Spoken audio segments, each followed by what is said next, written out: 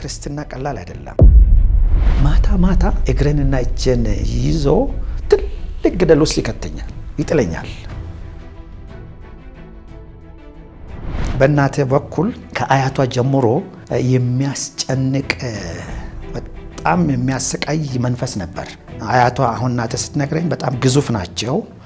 መንፈሱ ሲነሳባቸው አንቀው ነው የሚጥሉት ሰዎች። ሽቶ ነገሌ ቦረና ሽቶ ነገሌ ይላል። ስለዚህ ጽድቅን እግዚአብሔርን ማስደሰትን እፈልጋለሁ።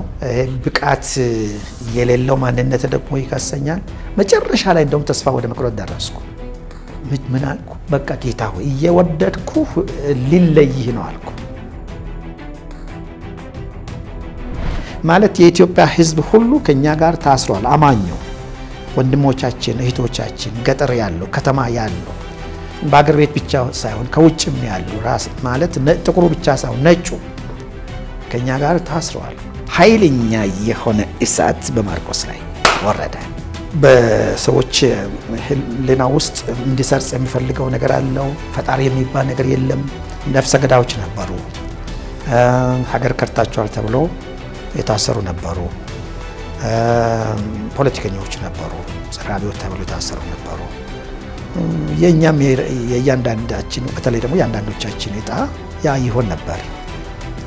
እነከሌ እናንተ ጋር ስላሉ ክትትል አድርጉ፣ ሌሎች ደግሞ በቅርብ ጊዜ ለአብዮታዊ ፍርድ ይቀርባሉ ይላል። እዛ ላይ ለአብዮታዊ ፍርድ ይቀርባሉ ማለት ይገደላሉ ነው።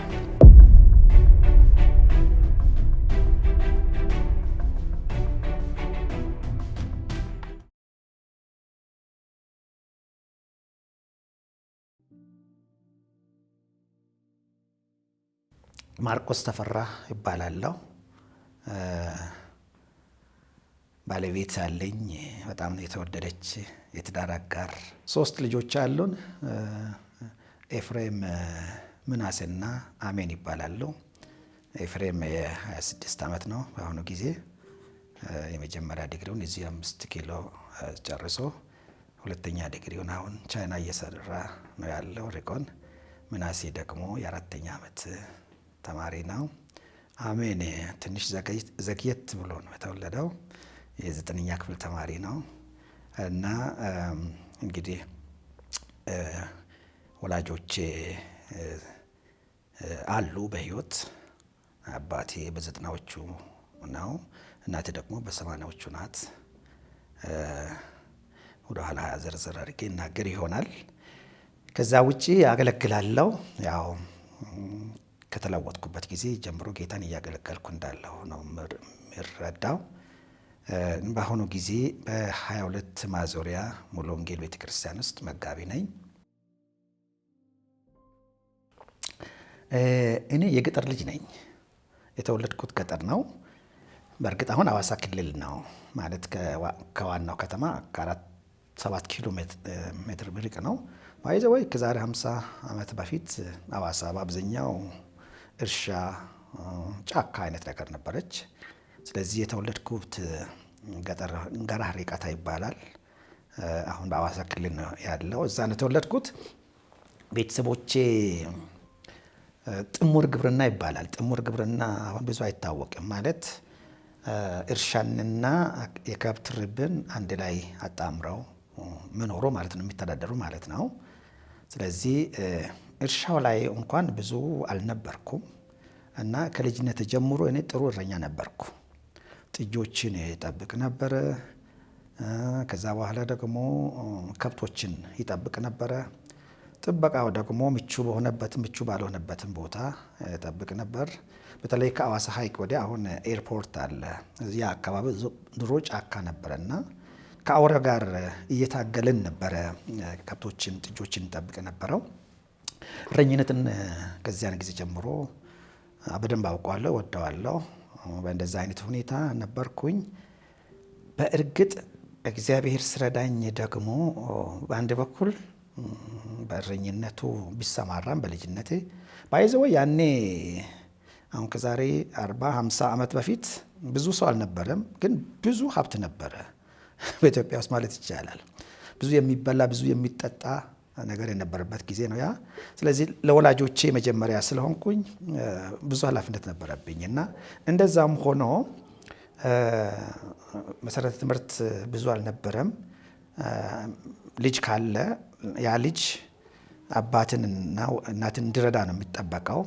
ከዕለታት አንድ ቀን ግን አባቴ 2 ልጆቹን ወደ ይርጋለም ማለት ከሐዋሳ 43 ኪሎ ሜትር ያክል የምትርቅ ከተማ ናት እና ወደዚያ እንደላከ ሰማና መጥቶ ለእናቴ ተናገረ። ይህ እከሌ ልጅ እኮ ማን እከሌ እኮ ሁለተኛ ልጁንም ወደ ይርጋለም ላከ አለ። እናቴ አቅማማች። እኔ እንድማር እንደፈለገ አውቃለሁ። እሷ ደግሞ ያው ሀብቱ ነው የሚታየው። አቅማማች። ታናሽ አለችኝ ማርታ፣ እሷ ትማር አለች። አስታውሳለሁ፣ ቦታውን አስታውሳለሁ፣ ጊዜውን አስታውሳለሁ። እንደው የእግዚአብሔርን አሰራር በደንብ ክሮኖሎጂካል ለማምጣት ፈልጌ ነው። አለቀስኩኝ። የትምህርትን ጥቅም አላውቅ ምን አላውቅ አለቀስኩ። ከዛ በኋላ እሺ አለች እና እሺ ስትል ከ1 ሰዓት በላይ የእግር ጉዞ አለ። እዛ ሄጄ 1ኛና 2ኛ ክፍል ተማርኩ። ያ ትምህርት ቤት የመካነ ኢየሱስ ነው። ያኔ ኖርዌጂያን ሉተራን ሚስዮን ነው የሚባሉት እና ከዛ በኋላ እዛ ሲጨርስ ወደ ይርጋለም ቦርዲንግ ትምህርት ቤት ስለነበራቸው ወደዛ መሄድ የሚችልበት ሁኔታ ተፈጠረ።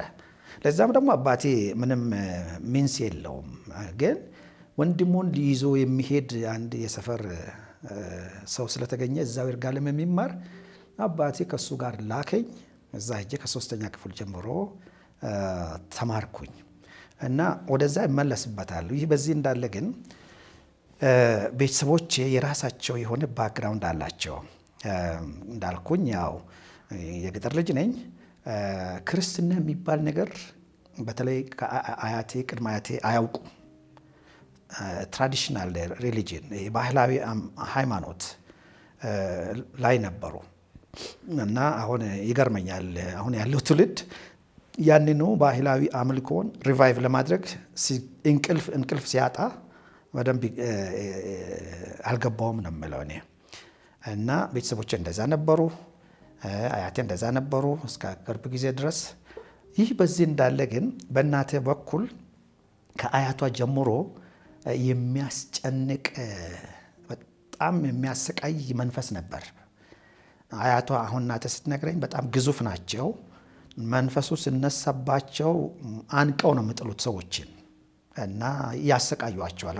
ራሳቸው ብቻ አይደለም የሚሰቃዩት፣ ያሰቃያቸዋል፣ ሌሎቹንም ያሰቃያሉ።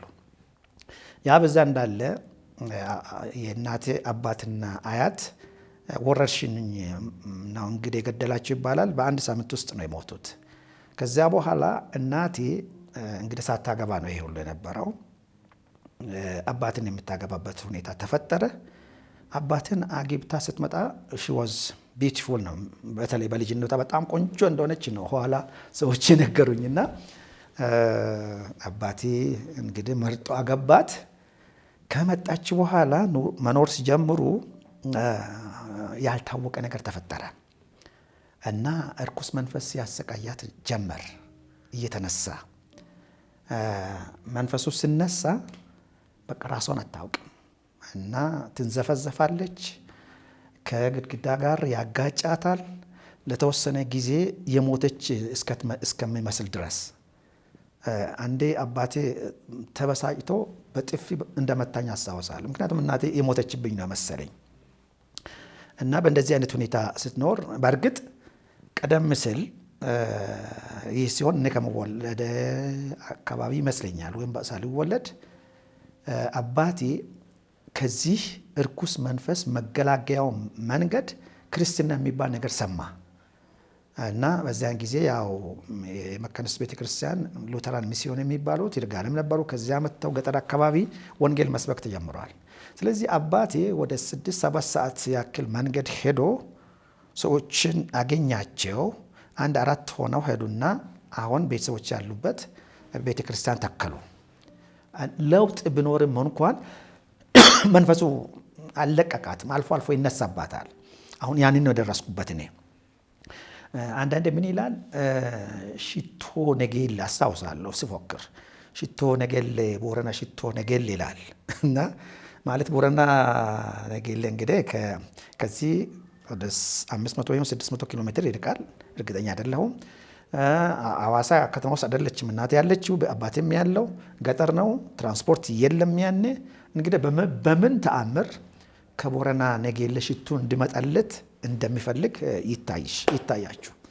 እና በእንደዚህ አይነት ሁኔታ ሲያሰቃያት ነው ማየው። አንዳንድ ጊዜ ጌታንም የተቀበሉ ሰዎች መረዳታቸው መንፈሳዊ አቅማቸው ብዙ ስላይደለ ጉማሬ ነገር አለ ማለት ፈረስ የሚገረፍበትና በሱ ሲያስፈራሩ አያለው። ኤኒሃው እግዚአብሔር አምላክ ታማኝ አምላክ ነው። በኋላ ተሸንፎ ለቀቃት እና ይህ በዚህ እንዳለ እንግዲህ እኔ 64 ዓመተ ምህረት ላይ 3ኛ ክፍል ለመማር ይርጋለም ሄድኩ። ሲሄድ ከቤተሰቦችም ተለይቼ ስለነበረ ብዙ የተመቸኝ አልነበርኩም። በእውነት አንዳንድ ነገሮችን አሁን እዚህ ሚዲያ ለማንሳት አስፈልግም። ልጆች ይሳቀቃሉ። የገጠመኝን ከቤተሰቦች ተለይቼ ሲሄድ በቃ አንዳንድ የቆዳ ህመም ሁሉ ጀመረኝ። ቆዳ እጄ ቆሰለ ማለት በወተት በምን ያደኩት እዛ ተሰቃየው በልጅነቴ። ኤኒሃው እግዚአብሔር አእምሮን ከፈተው። በቃ 3ኛ ክፍል መጀመሪያ ላይ ትንሽ ከበደኝ። 2ኛ ሴሜስተር ላይ 3ኝነትን ወጣሁ። ከዛ በኋላ የራንክ ቤት ተማሪ ሆንኩኝ።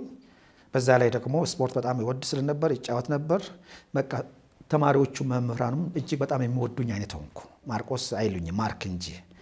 በዚህ ሁኔታ እያለው 7ኛ ክፍል ደረስኩ።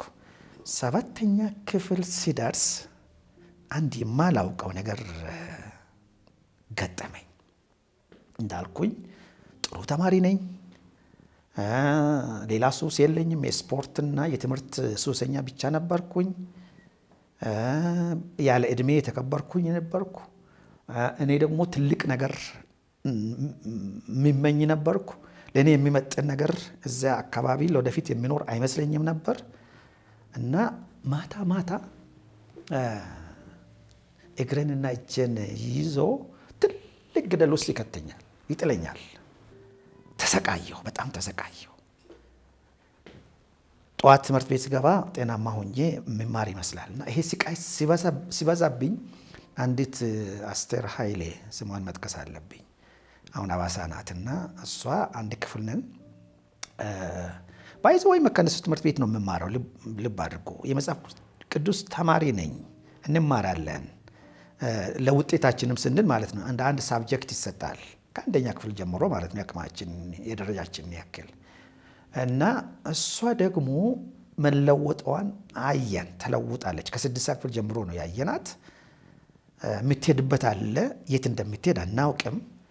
በኋላ ላገኝሽ እፈልጋለሁ አስቴር አልኳት።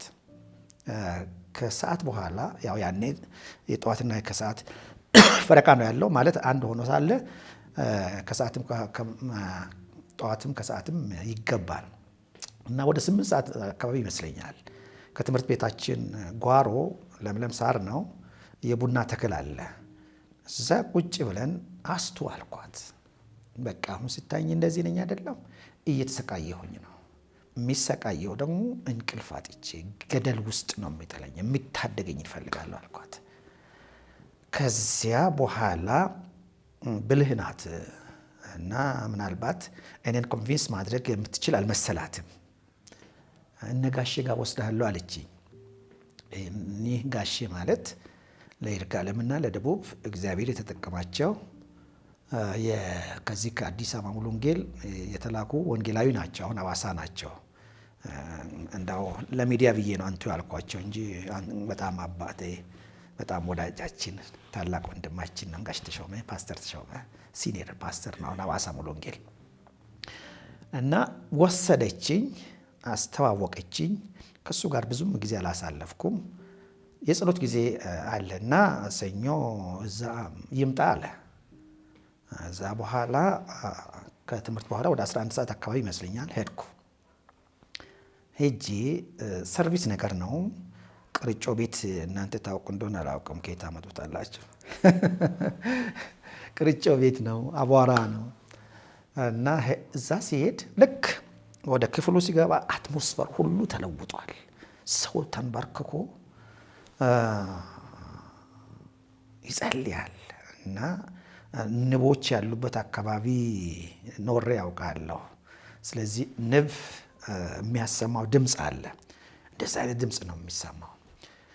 ሄድኩ፣ ተንበረከኩ። ከዛ በኋላ ጸሎታቸውን ያው ጨረሱ። እስኪጨርሱ ድረስ መንበርከክ ነበረብኝ። ያው መንበርከክ ለኔ አዲስ አይደለም። ከዛ ተነሳን። ከተነሳን በኋላ ሁልጊዜ ያኔ እዛ ሲሄድ እንግዲህ ሰው በመንፈስ ቅዱስ ይሞላ ነው ማለት ነው። እና እስቲ በመንፈስ ቅዱስ የተሞላችሁ ብለው ስሉ ከኔ ጋር የሄደች ሌላ አንድ ትምህርት ቤት የምንማራለች፣ እሷ አነሳች፣ እኔም አነሳሁ። እንግዲህ እዛ ሲገባ የተሰማኝ ነፃነት የሆነ ነገር ከኔ ላይ ርቋል። በእርግጥ ፖሴስድ ሆኜ ጮሆ የወጣልኝ መንፈስ አይደለም የኔ እና በቃ ይሄ መንፈሳዊ ነፃነት አገኘው፣ ተጎናጸፍኩ ማለት ነው። ግን በዚያን ጊዜ በመንፈስ ቅዱስ አልተሞላሁም። ከዚያ በኋላ ወጣሁ። በቃ መከታተል ጀመርኩ እና መከታተል ጀምሬ እያለሁ ኳስ በጣም እጫወታለሁ። አንዳንድ አሲዝንም ስለምንጫወት ፕሮግራም መሄድ፣ መንፈሳዊ ፕሮግራም መካፈል አቃተኝ። ምክንያቱም ከትምህርት ቤት እንወጣለን፣ ኳስ እንጫወታለን፣ አሲዝን ነው የምንጫወተው።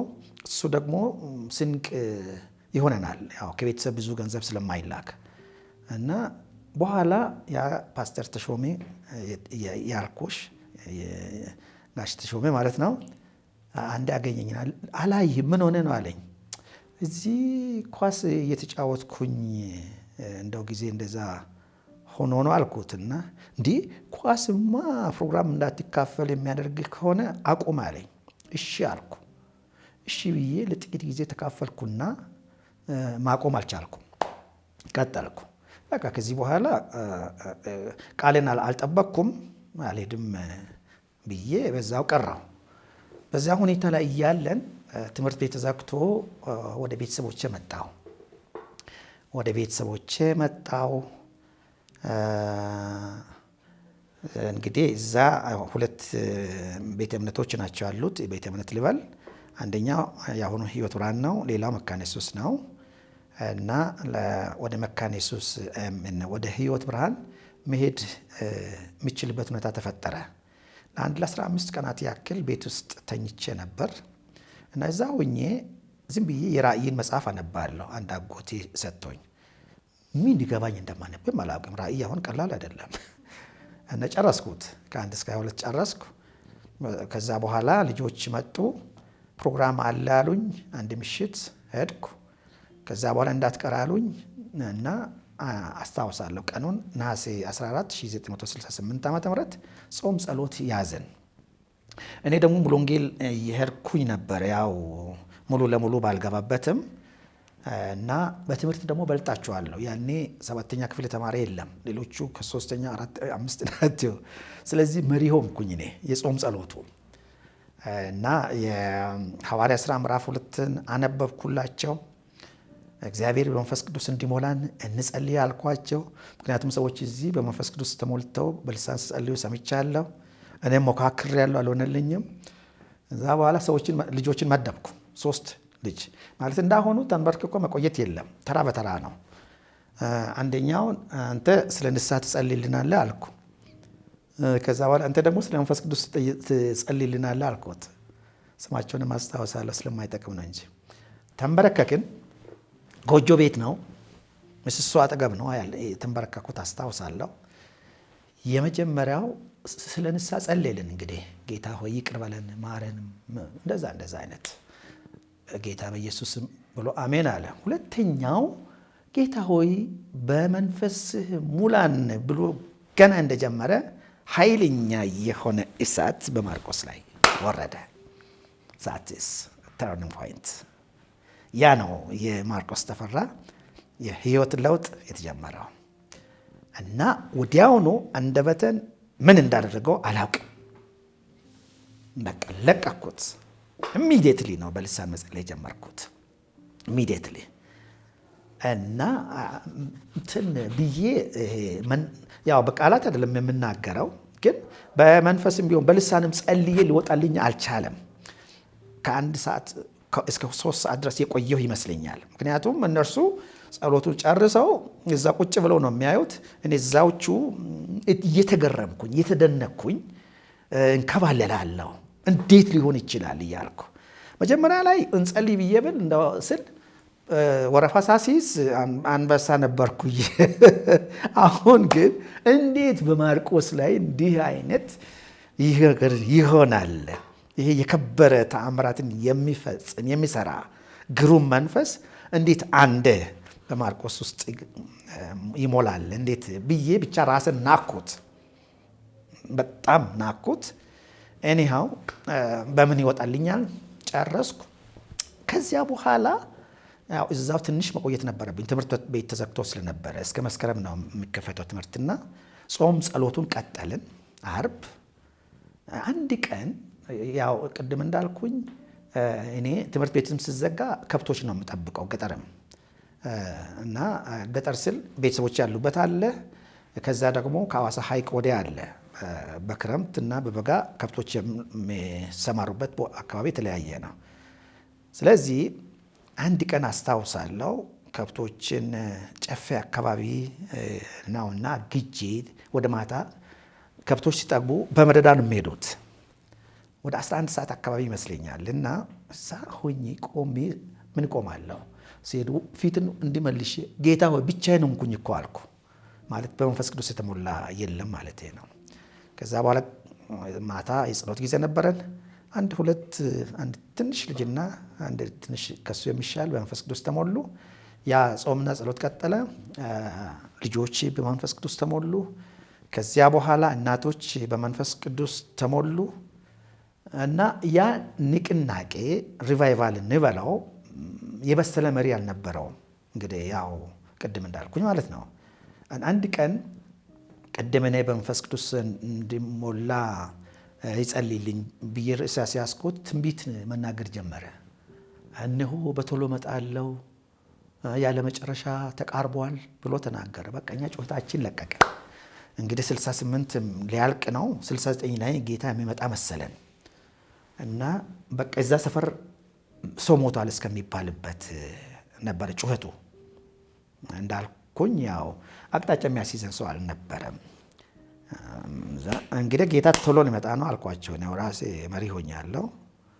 ስለዚህ ጌታን ማገልገል የምትወጡ ተለዩ አልኳቸው። ወደ መድረኩ 6 ያክል ሆነን ተለየን ማለት ነው። ለሙሉ ጊዜ አገልግሎት በቃ እየዞርን ወንጌል ለመስበክ በነጋታው ከምሽቱ 11 ሰዓት አካባቢ ይመስለኛል ወደ አንድ ፍልውሃ ሄደን መስበክ ጀመርን እና ከዛ በኋላ እንግዲህ እንቀጥላለን እያል አንዳንድ ጥያቄዎችን ማንሳት ጀመሩ ልጆቹ። አንዳንዱ እኔ እኮ በመንፈስ ቅዱስ አልተሞላሁም ይላል። ሌላው ደግሞ ምን እየበላን ነው ለመሆኑ እየዞርን የምንሰብከው ይላል። አንድ ሽማግሌ ነበሩ እዛ ደርሼባቸዋለሁ እና እየዞሩ ወንጌል ይሰብካሉ እና እሳቸው ቅጠል ይበላሉ ሲባል ሰምተናል እና በቃ እንደ አባባ ጎባሮ ቅጠል እየበላን እንሰብካለን ተባባል። እሺ የት ነው የምናድረው? እሳቸው ደግሞ አንዳንዴ ዛፍ ላይ ያድራሉ ሲባል ሰምተናል። ዛፍ ላይ ያደርናል። እግዚአብሔር ስለዳን ረጅም መንገድ አልተጓዝንም። ጌታ ረዳንና በኋላ ተረጋጋን። ያው 69 ወደ ይርጋለም ትምህርት ቤት መጣው እና ከተለወጥኩ በኋላ ተለወጥኩ። በቃ እንዳልኩኝ ይሄ በመንፈስ ቅዱስ የተሞላሁበት ጊዜ ለእኔ የተለየ ጊዜ ነው። በእውነት እኔ እግዚአብሔርን አደንቀዋለሁ። እግዚአብሔር የሚደነቅ አምላክ ነው። ጌታን ለሚያመልኩትም ትልቅ አክብሮት አለኝ። ለወንድሞቼ፣ ለእህቶቼ ላለፉት ዘመናት አሁንም ላሉት። ነገር ግን እኔ በመንፈስ ቅዱስ ባልሞላ ኖሮ ያችን ነሐሴ 14 1968 የነበረችውን ኢንካውንተር በእናንተ ቋንቋ እሱ ባይገጥመኝ ኖሮ አይዳውት። ስለዚህ የመንፈስ ቅዱስ ስራ በእኔ ህይወት ውስጥ ትልቅ ድርሻ አለው። ምናልባት ወደኋላ ይመጣበት ይሆናል እና ተመልሰን ሄድኩ ትምህርት ቤት። ያው 8ኛ ክፍል መቀጠል ነበረብኝ። ፊት ሸሽቻቸው የነበር ወንድሞችን ፈልጌ ያገኘኋቸው ሙሉ ወንጌሎችን ማለት ነው እና ሄጄ በቃ አስተምሩኝ አልኳቸው። አስተማሩኝ። ከዚያን ጊዜ ጀምሮ በሙሉ ወንጌል ቤተክርስቲያን መያዝ ጀመርኩ። ወዲያውኑ አገልግሎት ጀመርኩ። በእርግጥ በፊትም ዘምር ነበር። እኔ ያኔ በዚያ ዘመን ክርስቲያን የመሆን ምልክት እንጂ የለውጥ ምልክት አልነበረም ዝማሬ እና አሁን ግን ተለውጬ መስካሪ ቡድን ውስጥ ማገልገል ጀመርኩ። እንዲሁም በዝማሬ ማገልገል ጀመርኩ። መጽሐፍ ቅዱስን በስርዓት ማንበብ ጀመርኩ። መጽሐፍ ቅዱስን ባይዘወይ እኔ አሁን ብዙ ዓመት የመጽሐፍ ቅዱስ ተማሪ ነኝ። የመጀመሪያ ዲግሪን፣ ዲፕሎማዬን፣ ሁለተኛውን፣ ሶስተኛውን እያልኩ ብዙ ዓመት ትምህርት ቤት አሳልፌያለሁ። ግን ከመጽሐፍ ቅዱሴ ጋር በስርዓት የተዋወቅኩት በእነዚያ በመጀመሪያዎቹ ዓመታት ነው። መጽሐፍ ቅዱስ ማንበብ ጀመርኩ። እንጸልያለን። በዚያን ጊዜ የነበሩ ሰዎች በሶስት ነገር ይታወቃሉ። እኛ መጽሐፍ ቅዱስን ያነባሉ፣ ያጠናሉ። ብዙ የስነ መለኮት ትምህርት ያለው ሰው ባይኖርም በቃ መንፈስ ቅዱስ ያስተምረናል፣ እናነባለን። በተደጋጋሚ ነው የምናነባው። ሁለተኛ እንመሰክራለን። ከመመስከራችንም በፊት ደግሞ እንጸልያለን። ጸሎቱን ማንም ገፋፍቶን አይደለም፣ የህልውናችን ማረጋገጫ ነው። ካልጸለይን በስተቀር መኖር አንችልም። በተለይ ይርጋለም በምትባል ከተማ ውስጥ አትችልም። ምክንያቱም መንፈሱ ራሱ ሞት ይሸተዋል። ሞትን የሚያውጅ መንፈሱ። ያኔ የፖለቲካ ሁኔታ ነበረ። ያው በጊዜው የነበረው መንግስትና አብዮተኛ፣ ጸረ አብዮተኛ የሚባል ነበር። ሰዎች የሚገደሉበት ነው፣ እርስ በርስ የሚገዳደሉበት ነው። ሞት በከተማይቱ በአገሪቱ የነገሰበት ጊዜ ነበረ እና እንዘ ሜን ታይም ደግሞ መንፈሳዊ ውጊያ ያለብን እኛ። ስለዚህ ጸሎት የህልውናችን ማረጋገጫ ነበረ። እንጸልያለን። ስንጸልይ ደግሞ እዚሁ ዝም ብለን ለጥቂት ጊዜ ተመርከከን አይደለም፣ እዛው እንደፋለን። ስንደፋ እየሞቀን በማይበርድበት በቀላሉ በማይበርድበት ሁኔታ ነው እንጸልየው እና መጸለይ ብቻ አይደለም፣ እዛው በጸሎት ላይ ሆነን እንዋጋለን። ከኃይላትና ከስልጣናት ጋር እንጋደላለን። ምን አለ ሊል ይችላል ሌላ ሰው፣ ግን በጣም በሰልፍ ውስጥ የምታልፍበት ጊዜ ነው እና ክሬዲቱ ለማንም የሚሰጠው ሳይሆን እግዚአብሔር አምላክ ራሱ በእንደዚህ አይነት ሁኔታ ነው ሰዎችን ይሰራ ነበር። ባይዘወይ አሁን የምነግርሽ ከ40 ምናምን ዓመት በፊት ነው። የይርጋለም ሙሉ ወንጌል 50ኛ ዓመቷን ባለፈው ዓመት አክብራለች። በዚያን ጊዜ ምን እንደምናክል መገመት ይቻላል። በአስራዎቹ ነበር። አብዛኛዎቹ ደግሞ ተማሪዎች ነበሩ እና ጌታ ገባን። ጌታ በደንብ ገባን፣ በደንብ ተረዳ ነው። ቅድም አሁን ከመንፈስ ቅዱስ ሙላት ጋር አንስቼ በውስጤ በግሩም ሁኔታ እውን እየሆነ የመጣው ምንድነው? የክርስቶስ ኢየሱስ ፍቅር ነው። አይ ቲንክ ወደኋላ አነሳ ይሆናል እና ከዚያን ጊዜ ጀምሮ ጌታ ፍቅር በውስጤ አጋባ። እንግዲህ እድሜም ስላልፈቀደልኝ በሌላ ፍቅር አልተያዝኩም አይደለም። ተፈጥሮ ስለሆነ ከተቃራኒ ጾታ ጋር ፍቅር ይዛቸዋል ሰዎችና እኛም ከዛ የምናመልጥ አይደለንም። ግን ምንም ነገር ባልነበረበት ማንም ቦታውን ባልያዘበት ዘመን የእግዚአብሔር መንፈስ ውስጣችንን በቃ ወሰደው። ኢየሱስ ክርስቶስ የሚባል አፍቃሪ ጌታ በውስጣችን ንጉሥ ሆነ፣ ነገሰ እና ጳውሎስ እንደሚናገረው ከሸክላም እኮ ሸክላ አለ። ያ የከበረ መዝገብ በሸክላ ዕቃ ውስጥ አለ አይደለም ብለው፣ ከሸክላም ሸክላ አለ፣ ከሰውም ሰው አለ እና በሰው አይን ውስጥ ወደማንገባው ወደኛ ያ የእግዚአብሔር ክብር የእግዚአብሔር ፍቅር ገባ። ስለዚህ በዚህ ፍቅር ተሞልቼ ነው እኔ እንግዲህ ከዛ በኋላ የነበረውን ኑሮዬን መኖር የጀመርኩት፣ ጌታን መከተል የጀመርኩት እና ተለውጬ መጣሁ። ለተማሪዎች ሁሉ በቃ ሌላ ማርቆስ ነው እንኩባቸው። ከዚህ በፊት ኳስ ጫወታ ኃጢአት አይደለም አሁን ቢሆን፣ እኔ ግን አቋረጥኩ። ምክንያቱም በኳስ ጫወታ ምክንያት ፕሮግራም መሄድ አቅቶኝ ከወገኖቼ ተለይቻለሁ። ከዚህ በኋላ የመጀመሪያ ውሳኔ መወሰን የሚገባኝ ሆኖ የተገኘው ከስፖርት ራስን ማራቅ ነው። ባይዘው አሁንም እኔ ኳስ ተጫዋቾችን አፕሪሺየት አደርጋለሁ፣ ችግር የለብኝም። ኃጢአት ነው ማለት አይደለም፣ ግን ለእኔ በጣም ወሳኝ ነበር በዚያን ጊዜ። ስለዚህ የትምህርት ቤቶች ውድድር ነበር፣ በዛም አልሳተፍም አልኩ። አንድ ጊዜ እንዳውም ጓደኞቼ ሊያሳምኑኝ ሞከሩና እስቲ ልጸልይ ብዬ ገባሁ። አንድ 8 ሆነ አይ ቲንክ 6 ሆነን ነው የምናድረው ቦርዲንግ። ምግብ ማብሰያ አለች ኮሽና ነገር፣ እዛ ገብቼ መጸለይ አቃተኝና አንዱ ድሮ ጥሩ ስጸልይ ያየኝ ጓደኛዬ ዛሬ ማርቆስ እንቅልፍ ማነው ጸሎት የዶሮ እንቅልፍ መሰለም ብለዋል። ምክንያቱም መጫወት እንደሌለብኝ በቃ ወስኛለሁ። እግዚአብሔር ፍቃዱ ነበር በጊዜው እና በዛ አቋም መቀጠል ነበረብኝ። ኤኒሃው በሌላ አቅጣጫ የተለወጠ ማርቆስን ነበረ ከ8 ክፍል ጀምሮ ያዩት። በዚህ ሁኔታ እንግዲህ ቀጠልኩኝ። በእርግጥ በዚያን ጊዜ የነበረው ክርስትና ቀላል አይደለም። የወጣቶች ማህበር አለ፣ አይኦማ አብዮታዊት ኢትዮጵያ ወጣት ማህበር ነው የሚባለው። ትምህርት ቤት አለ። ትምህርት ቤት ውስጥ ማርክሲዝም ሌኒኒዝም ይሰጣል። እንደ አንድ ኮርስ እንደ አንድ ሳብጀክትም ይሰጣል። ፖለቲካ ስትማሪ ማርክሲዝም ሌኒኒዝም ነው። ሂስትሪ ስትማሪ የኢትዮጵያን ሂስትሪ አይደለም የምትማሪው፣ ስለ ማርክሲዝም ሌኒኒዝም ማለት ስለ ቻይና፣ ስለ ራሽያ፣ ስለ መደብ 5 መደቦች አሉ ይባላል አይደለም። ጥንታዊ የጋሪዮሽ መደብ እንደዛ እየተባለ እስከ ኮሙኒዝም ይመጣል። ያንን ነው የምንጠጣው። በሌላ በኩል ደግሞ ይሄ ማቴሪያሊዝም የሚባል ነገር አለ። ማርክሲዝሙ ራሱ በሰዎች ሕሊና ውስጥ እንዲሰርጽ የሚፈልገው ነገር አለው። ፈጣሪ የሚባል ነገር የለም ነው የሚለው። ተፈጥሮን ብቻ ሳይሆን አዳህሪያንን ብቻ ሳይሆን ተፈጥሮንም በቁጥጥራችን ስር እናደርጋለን የሚል መፈክር ነበር። ከሁሉ በላይ እግዚአብሔር ነው ብለሽ አንቺ ትሰግጂያለሽ። ሌላው ደግሞ ሳር ቅጠሉ ከሁሉ በላይ አብዮቱ ይልሻል እና ስለ ቅድስና ትማሪያለሽ። መንፈስ ቅዱስ እንድንቀደስ ይላል።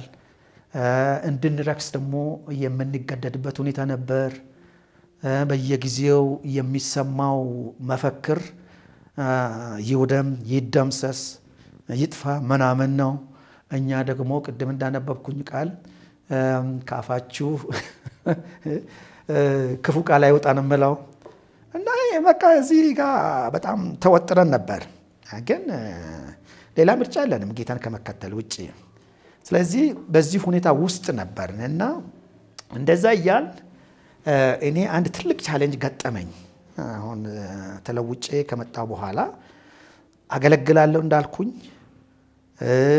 አመልካለሁ፣ እካፈላለሁ፣ እማራለሁ። ግን ማንም ያላወቀልኝ ትልቅ ተግዳሮት በየጊዜው የሚሰማቸው እነዚህ እግዚአብሔር የለም የሚባሉ ድምፆች አእምሮዬን አሰቃዩት እና ፐርፌክት መሆን ፈልጋለሁ። በእምነት ከጌታ ጋር ባለን ሪሌሽንሽፕ ፐርፌክት መሆን ፈልጋለሁ። በሌላ በኩል ደግሞ ብቃት ማጣት፣ ክስ በዛብኝ እና ይህንን ሳስብ ኋላ መጽሐፍ ቅዱስን በደንብ ሳጠና ሮሜ ምዕራፍ 7 ላይ ጳውሎስ የምናገረው ነገር አለው። እኔ ምንኛ ጎስቋላ ሰው ነኝ፣ ለዚህ ለሞት ከተሰጠ ሰው ማን ያድነኛል ይላል አይደለም። ወረድልና በክርስቶስ ኢየሱስ ላሉት አሁን ኩነኔ የለባቸውም ይላል። እሱን አልተገነዘብኩም ነበር። ስለዚህ ጽድቅን፣ እግዚአብሔርን ማስደሰትን እፈልጋለሁ። ብቃት የሌለው ማንነት ደግሞ ይከሰኛል። መጨረሻ ላይ እንደውም ተስፋ ወደ መቁረጥ ደረስኩ እና እንግዲህ አገልጋዮች አሉ፣ ለእነርሱም አልተነፈስኩም። ምን አልኩ? በቃ ጌታ ሆይ እየወደድኩ ሊለይህ ነው አልኩ። እየወደድኩ እና ትምህርት ቤት ተዘግቶ ሄድኩ። እጸልይ ነበር። ይሄ ሁሉ ሲሆን አንድ ጊዜ በተለይ አንድ ምሽት ላይ ጸልዬ፣ ጸሎት ቤት አለ፣ ከጓደኞች ጋር ነው የምናድረው። የሆነች ጎጆ አለች። ጎጆዋም እንደው የረባች አይደለችም እና ከቤተሰቦቼ ትንሽ የጸሎት ቤቱ ስለምርቅ እዛ ሄጄ አንድ ምሽት 3 ናቸው 4 ሆነን ነው ተኛ ነው በዚያች ጎጆ። በህይወቴ የማይረሳኝ ልረሳኝም የማይችል ከዚያ በኋላ የትኛውንም ተግዳሮት ማለፍ የሚችልበትን ሶሊድ መሰረት የጣለልኝ ምሽቱን አገኘሁት እና ልክ በዛ ተስፋ መቁረጥ ውስጥ እያለው ጌታ እንደሆነ ነው የምረዳው እና መጽሐፍ ቅዱስ ከፍቶ ነው የሚሰብከኝ። 3 ቃላት ናቸው። አይዞህ፣ አትፍራ፣ አልጥልህም። በቃችን 3 ቃል ሰማሁ። ከዛ በኋላ በቃ ሌላ ማርቆስ ነው ሆኜ የተገኘሁት። ማለት ምንም ፈተና፣ ምንም ተግዳሮት፣ ምንም ኃይል ሊቋቋመኝ የማይችል አይነት ሰው ሆኜ ተገኘው ማለት ነው። ብቃቴ ከኔ እንዳይደለ፣ ከኔ ትጋት እንዳይደለ፣ በቃ ፈጽሞ የማይረሳኝ፣ ፈጽሞ የማይጥለኝ፣ ፈጽሞ የማይተወኝ ጌታ በትክክል እንደያዘኝ ተረዳው። ከዛ በኋላ ያው እያመለክን ቀጠልን፣ እያገለገልን ቀጠልን። እንግዲህ አገልግሎቱ ያው ቅድም እንዳልኩኝ በቤተ ክርስቲያን ያንን ይመስል ነበር። ግን በኋላ የሃይስኩል ፌሎሺፕ ነበረ። በዛ ሃይስኩል ፌሎሺፕ ከ9 ወደ 10 ተዛውሬ እያለሁ ከኔ በፊት ያስተባብር የነበረ ወንድም 12ኛ ክፍል ነበርና ጨርሶ ሊሄድ ነው። ስለዚህ ተተኪ ሲመረጥ እኔም ወጣሁ። መጨረሻ ላይ እንዳውም እሱ ነበር ጠቆመኝና ወጣሁ። ከሌሎች ሁሉ የማንስ ነበርኩኝና የሆነ ድምፅ ሰማሁ። አሁን አንተ ብትሆንስ ያመል እነዚህ ዝም ብሎ ድንጋዮች ይጮሃሉ የሚላል አይደለም ይላልና ድንጋይ ሆኜ እቀርባለሁ እላለሁ አልኩኝ። እውነትም ስገባ የተመረጥኩኝ እኔ ነበርኩ። ያ ጊዜ ደግሞ ጥሩ ጊዜ አልነበረም። በይርጋለም ከተማ ሰዎች አማኞች የሚሰደዱበት፣ ሊታሰሩ የሚፈለጉበት ጊዜ ነበር። እኒሃው ያንን የተመረጥኩበትን አገልግሎት ከጌታ እንደተቀበልኩ አውቅ ነበርና ይህ በዚህ እንዳለ ያው ስለ ይርጋለም እንግዲህ በተለያዩ መንገዶች ሰምታችሁ ሊሆን ይችላል። ሚያዝያ ውስጥ 1-2 አገልጋዮች ታሰሩ። ሰኔ ውስጥም ሌሎች ታሰሩ፣ ከአምልኮ ቦታ ተወስደው። እኔ ወደ ቤተሰቦቼ መጣሁ። ምክንያቱም ልክ ፈተና እንደጨረስን እዚህ ከተማ ውስጥ አትቀመጡ ብሎ አገልጋዮቻችን ነግረው ነበር እና እኔ ቤተሰቦቼ ጋር መጣሁ። ሆኖም ደግሞ የተወከልኩለት አገልግሎት አለ እኔ ወከለኝ እና ስልጠና ደግሞ እንዳለ ሰማሁ እዚህ አዲስ አበባ 5 ኪሎ እና እዚሁ መጥቼ መሰልጠን እንደሚችል ተነገረኝ። ትራንስፖርት ይዤ አይ ቲንክ ነሐሴ 28 1971 ዓ.ም ይመስለኛል መጣሁ። እዚህ ተካፈልኩ። በጊዜው የነበሩ መሪ ቃሎችን አስታውሳለሁ። ዘመኑን ዋጁ የሚል ነበር። ፓስተር ጥሩ ወርቅና ጋሽ አሳየኝ ፓስተር አሳየኝ ነበሩ።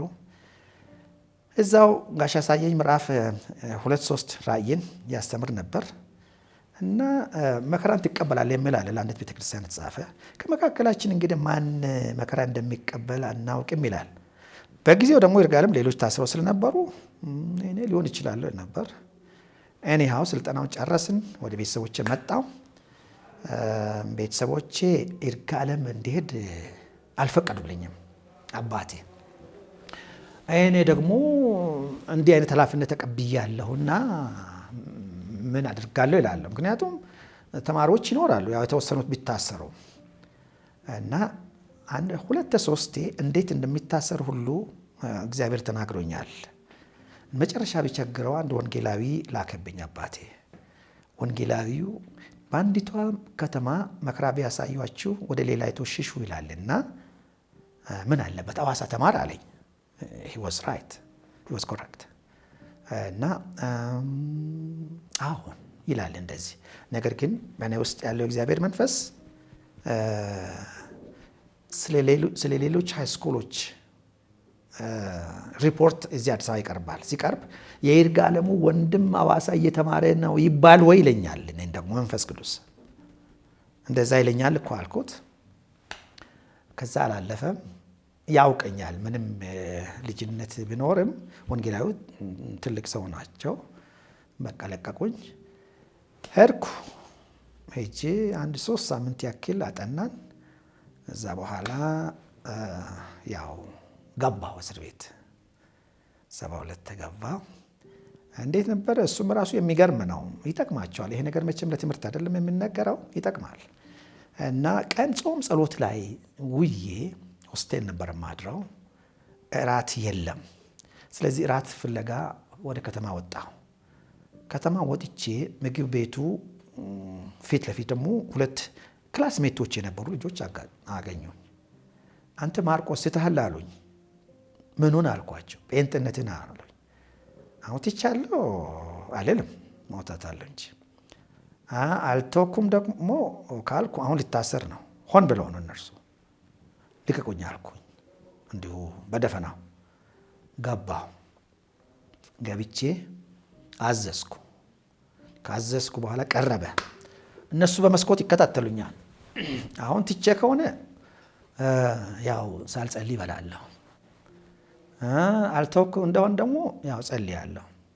ስለዚህ የገባበት ይግባ፣ የመጣው ይምጣ ብዬ ድሮ እንደማደርገው አመስግኜ በላሁ።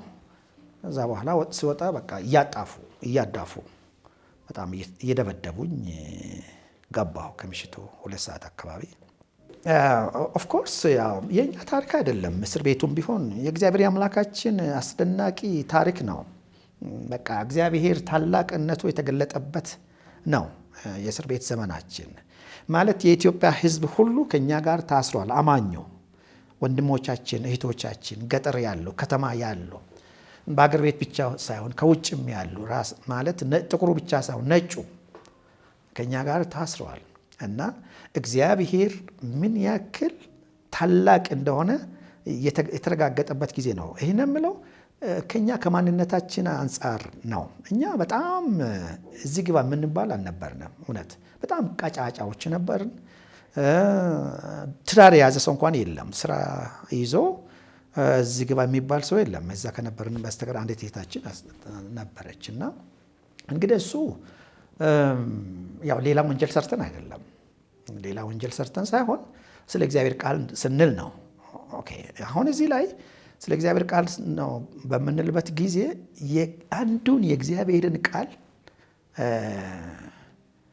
ነገር አይመጥነው።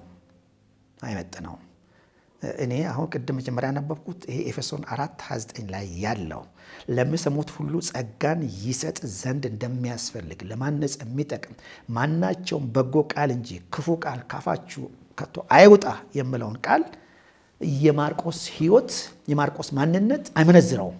ስለዚህ ሌላው የእግዚአብሔር ቃልና ክብር እንደተጠበቀ ሆኖ እያለ ለዚህ ቃል ስል ዋጋ መክፈል ነበረብኝ፣ የሚሞትም ቢሆን ማለት ነው። ወንድሞችም እንደዛው ናቸው በጊዜው። እና ያው የታሰርንበት ሌላ ነገር አይደለም። መፈክር አሰሙ ነው የምለው። መፈክሩ ደግሞ ከእግዚአብሔር ጋር የሚጣላ አይነት ነገር መንፈስ አለው በውስጡ። አንራገምም ነው ያልነው። እኛ በዚህ አንደበታችን ከሁሉ በላይ እግዚአብሔር መሆኑን እያወቅን አብዮቱ እያልን አናውጅም ነው ያልነው። አስመስለን እንኳን ማለፍ የምንችልበት እድሉ ነበረ። ደምሎ ግራ እጃችን ያነሰና ትወዝናት ላይክ ዛት ማለት እግዚአብሔርን ወክዬ ነው ያለሁት። እግዚአብሔር ደግሞ ተማምኖብኝ ነው እኔን እዛ አሰለፈው። ቅድም እንዳልኩኝ እልፍ አእላፍ መላእክትና ቅዱሳንም አሉ አብረው እና እግዚአብሔር ለዘመኑ በዘመኑ ስለ ዘመኑ ስለ ክብሩ ስል እዛ አስቀምጦን ነበር። እንግዲህ ቆይታችን በጣም የተወሳሰበ ነው እንዳልኩኝ። ወንድማችን ፓስተር ተስፋዬ በዚያን ጊዜ በሚል ጽፎታል። አይ ቲንክ ሌላም ባለፈው 50ኛ ዓመት ሲከበር የተዘጋጀ ዶክመንተሪ አለ፣ እዛ ላይ ማግኘት ይቻላል። ግን ያው በቀበሌ ታሰርን፣ በፖሊስ ጣቢያ ቆየን። ከዛ በኋላ ወደ ወህኒ ቤት ገባን። ወህኒ ቤት ይርጋለም ወህኒ ቤት፣ አዋሳ ወህኒ ቤት፣ እንዲሁም ደግሞ ነጌሌ ቦረና ወህኒ ቤት። ባይዘወይ ወንዶች ብቻ አልነበርንም፣ ሴት እህቶቻችን ነበሩ። እና በጊዜው የነበረው እንግዲህ መከራውን፣ ግርፋቱን፣ በሳማ ላይ መንከባለሉን፣ በዚህ ውጭ ያደሩ ወንድሞቻችን ወገኖቻችን አሉ። ከዛ የተነሳ እስካሁን ድረስ ችግር ያለባቸው አሉ፣ ሲንከባለሉ የተጎዱ አሉ። ማለት ያጥንት ሊሆን ይችላል እና የትኛውን አንስቼ የትኛውን እንደምተው በእውነት አላውቅም። እንግዲህ እዛ ላይ ምንድነው ዋናው ነገር እያንዳንዳችን ከተለያየ ባክግራውንድ ነበርን። በእርግጥ ከገጠር የመጣን ነበር፣ ከከተማ የሆነን ነበር። ወላጆቻችን ከኛ ብዙ ነገር የሚጠብቁ ነበሩ። አባቴ ለእኔና ለራሱ ብቻ ሳይሆን ለታናናሽ ወንድሞችም የሚጠብቅ ነገር ነበረ እና ያንን ሁሉ ረስተን ሳይሆን እግዚአብሔር አምላካችን ከሁሉ ስለሚበልጥብን ጌታን እንወደው ስለነበር ስለ ጌታ ብለን ወስነን የገባንበት ነበር እና እዛ ላይ ምንድነው የጌታ ፍቅር ነው ጎልቶ መውጣት የነበረበት እና እንኖራለን ብለን ተስፋ አላደረግን እውነት ለመናገር። ምክንያቱም እንደሚገሉን ስዝቱ ስለነበረ በእናንተ መቃብር ላይ አብዮታችንን እናለመልማለን አይነት ነገር ነበረ እና በተለይ አንድ ጊዜ አስታውሳለሁ 72 ዓመተ ምህረት ላይ አንድ ደብዳቤ አነበብኩ እኔ ቀበሌ እያለሁ እና ደብዳቤው በጊዜው አብዮትና ዘመቻ መምሪያ የሚባል ወይም ደግሞ የአብዮት ጠባቂ የሚባል ክንፍ ነበረና በአውራጃው የአብዮት ጥበቃ ኃላፊ አንድ 100 አለቃ ነበሩ። በእሳቸው ፍርማ የተላከ ነው። ሌሎች ወንድሞች ሌላ ቀበሌ ነበሩ። እኔ ብቻዬን እያለሁ አንዱ ይዞ መጣ እና መጣና ለጥበቃው ሰጠዋል፣ ለአመራሩ እንዲሰጥ። ጥበቃው ደግሞ ማንበብ አይችልም እና ምንድነው ብዬ ስከፍት እነከሌ እናንተ ጋር ስላሉ ክትትል አድርጉ፣ ሌሎች ደግሞ በቅርብ ጊዜ ለአብዮታዊ ፍርድ ይቀርባሉ ይላል። እዛ ላይ ለአብዮታዊ ፍርድ ይቀርባሉ ማለት ይገደላሉ ነው እና ከኔ በፊት ያው የታሰሩ ስለነበሩ ሌላ ቦታ በቃ እነዚህ እንግዲህ ተራ በተራ ሊገሉን ነው ብለን ብዬ አስቤ ነበር። አንድ ቀን እነዚህ ደብዳቤ የመጣላቸው የቀበሌው መሪዎች ለጥበቃዎቹ ጥብቅ መመሪያ ያስተላለፉ። ምሽት ላይ እንዳትንቀሳቀሱ በደንብ ጠብቁ አሉ። በቃ ዛሬ አውጥተው ሊገሉን ነው ብዬ እያለሁ ጠዋት ለካ ኢሰፓኮ የኢትዮጵያ ሰራተኞች ፓርቲ አደራጅ ኮሚሽን የሚታወጅበት ምሽት ነበር እና እንደዛው የሞትን ድምፅ የሰማንባቸው ጊዜያቶች ነበሩ። በእርግጥ እንግዲህ በመከራ ውስጥ ማለፍ ከእግዚአብሔር ጸጋ የተነሳ እንደ ቀላል አድርገሽ ነው የምትመለከቺው። እግዚአብሔር ሲያስችልሽ እኛ በየጊዜው ቀኑም ወሩም ዓመቱም እየጨመረ ሲሄድ ይሰማን የነበረው ለጌታ ባለዕዳነታችን ነው እንጂ ጌታ ጣለን አይነት ነገር፣ ከትምህርታችን እንደው ተጓጎልን አይነት ነገር፣ ወላጆቻችን ተስፋ ሲያደርጉን እንደው ወላጆቻችንን በደልናቸው አይነት ስሜት የሚሰማን አልነበርንም። ምክንያቱም እኛ በታሰርንበት በዛው እስር ቤት ውስጥ ነፍሰ ገዳዮች ነበሩ፣ ሀገር ከድታችኋል ተብሎ የታሰሩ ነበሩ፣ ፖለቲከኞች ነበሩ፣ ጸረ አብዮት ተብሎ የታሰሩ ነበሩ። የእኛም የእያንዳንዳችን በተለይ ደግሞ የአንዳንዶቻችን እጣ ያ ይሆን ነበር። እኔ 4ኛ እና 5ኛ ክፍል አብረን በክፍል ውስጥ የምንወዳደር አንድ ጓደኛ ነበር እና እሱ ልክ አብዮቱ ሲፈነዳ 66 67 አካባቢ ወደ ሐዋሳ እንሄድ አለኝ። እኔ አብሬ እዛ መኖር የሚችልበት ቤት የለኝም፣ እኔ ጋር ትኖራለህ አለኝ። አልሄድም አልኩ፣ እግዚአብሔር ሲጠብቀኝ። በኋላ ልክ እኔ እስር ቤት እያለሁ አንድ ላይ ቦሬ በሚባልበት ጅምላ መቃብር ላይ ነው ገደሏቸው እና እዚያ እንዲሄድ የፈለገው እኔንም ሊወስደኝ የፈለገው ለፖለቲካ ፓርቲው ሊመለምለኝ ነበር። ስለዚህ አይ ኩድ ቢ ከነርሱ አንዱ መሆን የሚችልበት ሁኔታ ነበር እና ያንን ሁሉ ስለምናስብ እኛ እንደው ትልቅ ስራ አድርገን አልቆጠርንም ነበረ ስርዓቱን። ስለ ሁሉም እግዚአብሔር አምላክ ጠብቆ ነው ያንን ጊዜ ፈጸምን፣ ጨረስን። በጌታ ቀን ደግሞ ወጣን። አንድ ላይ ታስረናል። ባይዘወይ አም ሶሪ ያው አንዳንድ ነገሮችን መናገር አትፈልጊም፣ እንደው ታዝኛለሽ። ግን ምንድነው አንድ ጊዜ የሆነው እዛው እኔ ታስሬ እያለሁ አንዱ ታስሮ የተፈታ ወንድማችን መጣ። እሱ ፊት ደህንነቱን በተመለከተ በደንብ አላውቀውም፣ ግን ያው ሌሎች ታስረው እያሉ እዛ ቀረብ ማለት ጀምሮ ነበረና ጭንቅላቱ ጤናማ አይመስለኝም። ኤኒሃው ያው አመልካለሁ ብሎ ታሰረ። በኋላ መጨረሻ ማሟቱም ጥሩ አልነበረም እና ከተፈታ በኋላ እኔ ወዳለሁበት እስር ቤት መጣ እና ዘበኛው ለምንድን ነው የመጣኸው አለው። ስሙን ጠርቶ እርበትበት እያለ አይ ሊመክረው ነው የመጣሁት አለ።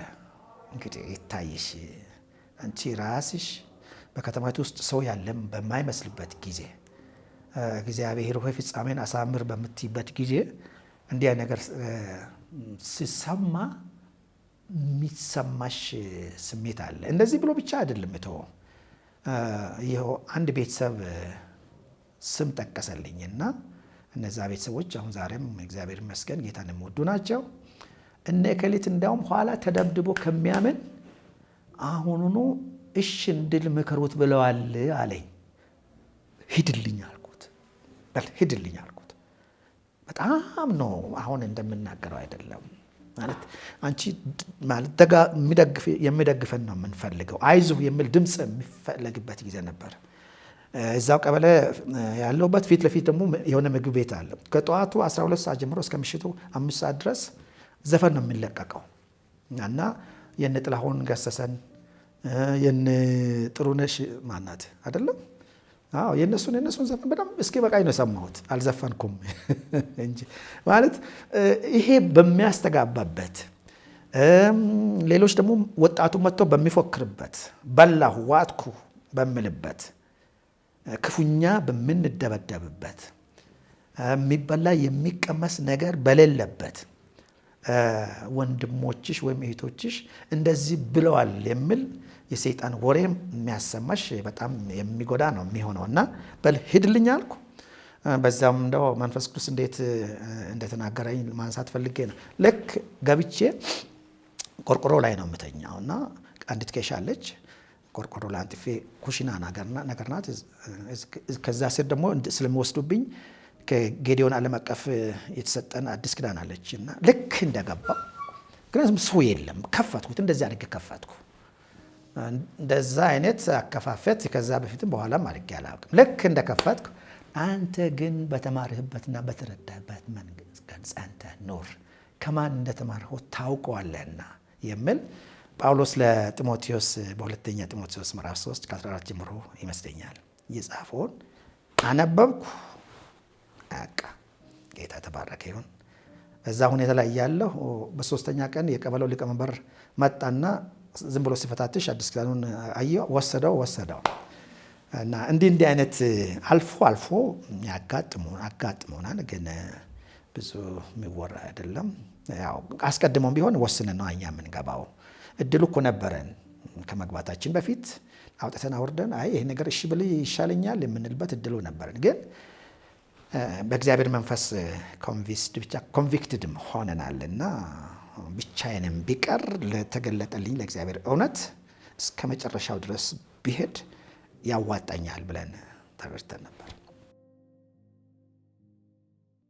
አዎ የመንፈስ ቅዱስ ኤንካውንተር የሚለውን ቃል ያው እንደው ዲክሽነሪ ማየት ፈልጌያለሁ እና ባልታሰበበት ሁኔታ ለማለት ነው አይደለ?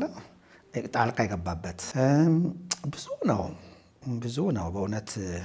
እኔ እስካሁን ድረስ ያቆመኝ የመራኝ የመንፈስ ቅዱስ ኢንካውንተር ይመስለኛል። ጣልቃ ገብነት ማለት ነው። የመጀመሪያው ቅድም እንዳልኩኝ ያ ጎጆ ቤት ውስጥ ተስፋ በቆረጥኩበት ጊዜ በቃ ጌታ ሆይ የወደድኩ ልለይ ነው እንደባልኩበት ጊዜ ጌታ በእንደዛ አይነት ሁኔታ ተገልጦ በሶስት ቃላት ያሰማኝ ድምጾች ወይም ድምጽ ለእኔ የተለየ ነው። በሕይወት ዘመኔ ለራሴ ብቻ ሳይሆን ለማገለግለውም ሕዝብ ጥሩ መሰረት ሆኖ አግኝቻለሁ። ማለት እኔ ባለፍኩበት የሚያልፉ ወንድሞችና እህቶቼ እንዳሉ እንድራራላቸው፣ እንዲደርስላቸው ረድቶኛል። በአገልግሎትም ቢሆን ሁልጊዜ ሳገለግል፣ ሳስተምር፣ ሰዎችን ትሪት ሳደርግ በዛ መነጽር እንዳይ ሰው ጌታን እየወደደ እየፈለገ አቅም የሚያጣበት ጊዜ እንዳለ ያንን እንዳይ አድርጎኛል። ሌላኛው በጣም ቀላል ሲል ሊመስል ይችላል፣ ግን ልክ ጌታን ባገኘሁበት ዓመት ላይ እንዳልኳችሁ ገጠር ናቸው ቤተሰቦቼ። ስንቅ ለመውሰድ ይሄዳለሁ እና አንድ ጊዜ ቤተሰቦቼ ጋር ሄጄ ትራንስፖርት ወዳለበት መጣለሁ እና ስመጣ ጨፌ ነገር ነው። እዛው ጨፌው ጋር እንዴት እንደተቀመጥኩኝ አላውቅም። እየከበደኝ ነበር። ይታወቀኛል፣ ያው መንፈስ ቅዱስ ይሄ ነገር ጥንቃቄ ያሻዋል ስል ይታወቀኛል። እና እንደዛ ስለነበረ ጥላ ስር ተቀምጬ ብቻ ወጣሁ፣ መኪና ወደሚገኝበት፣ ትራንስፖርት ወደሚገኝበት። በጣም ከበደኝ እና ሲከብደኝ በቃ ዛሬስ አልሄድም ብዬ ስመለስ ራሴን ሳይ ትራንስፖርት አልያዝኩም። ቀላል ሊመስል ይችላል። ይሄ አይ ዋዝ አባውት 16 or ምናምን years old ነኝ። ማለት ትራንስፖርት ውስጥ ገብቼ ብር የለኝም ብዬ ብል እያጣፉ ማነው እየመቱኝ ነው ከዛ በኋላ የሚጥሉኝ። እግዚአብሔር ምን ያክል እንደተጠነቀቀልኝ። ከዛ በኋላ ወደ አእምሮ ተመልሼ ስሄድ ላከብረን እዛችው ጨፌው መሃል ጥያለሁ። እሱን ወስጄ መመለሰን አስታውሳለሁ። ማለት እንደው አንዳንዴ እግዚአብሔር ሲመራ እንደቀላል እንዳንቆጥር ብዬ ነው። ሌላኛው ቅድም እንዳልኩኝ ያው ይርጋ ዓለም ለመሆን የወሰንኩበት ጊዜ ነው። ይርጋ ዓለም የመጀመሪያው ተናግሬያለሁ። ማለት ከሃይስኩል ፌሎሺፕ ጋር በተያያዘ ሰልጥኛ ከተመለስኩ በኋላ አባቴ ያው ወንጌላዊውን ላከብኝ። ወንጌላዊ ጥቅስ ጠቀሰ። እኔ ደግሞ እምለኛል ልክ ጳውሎስ በመንፈስ ታስሬ ወደ ኢየሩሳሌም ይሄዳለሁና በዚያ አይነት ሁኔታ ነበር እኔ ወደ ይርጋ ዓለም ያድኩት። እሱ አንዱ ነው። ሌላው ደግሞ ከ7 ዓመት በኋላ ልክ ከእስር ቤት ግንቦት 78 ዓመተ ምህረት ነው የተፈታ ነው። ከዚያ በኋላ ያው ሃይ ስኩል አዋሳ መግባት ነበረብኝ ሎጂካሊ ሲታይ። ምክንያቱም ይርጋ ዓለም ውስጥ ይታወቃለሁ። ደግሞ መንግስት እንደነበረ ነው ያው እንደሚታወቀው። የመንግስት ለውጥ አልተደረገም። እንዲሁም ደግሞ የርዕዮተ ዓለም እንትኑም እንደተጠበቀ ነው ያለው። ስለዚህ ራስን ለአደጋ መዳረግ ነው እና አባቴ አሁን እንኳን አዋሳ አትሆንም ወይ አለኝ። ቆይ እስቲ አባቴ አልኩት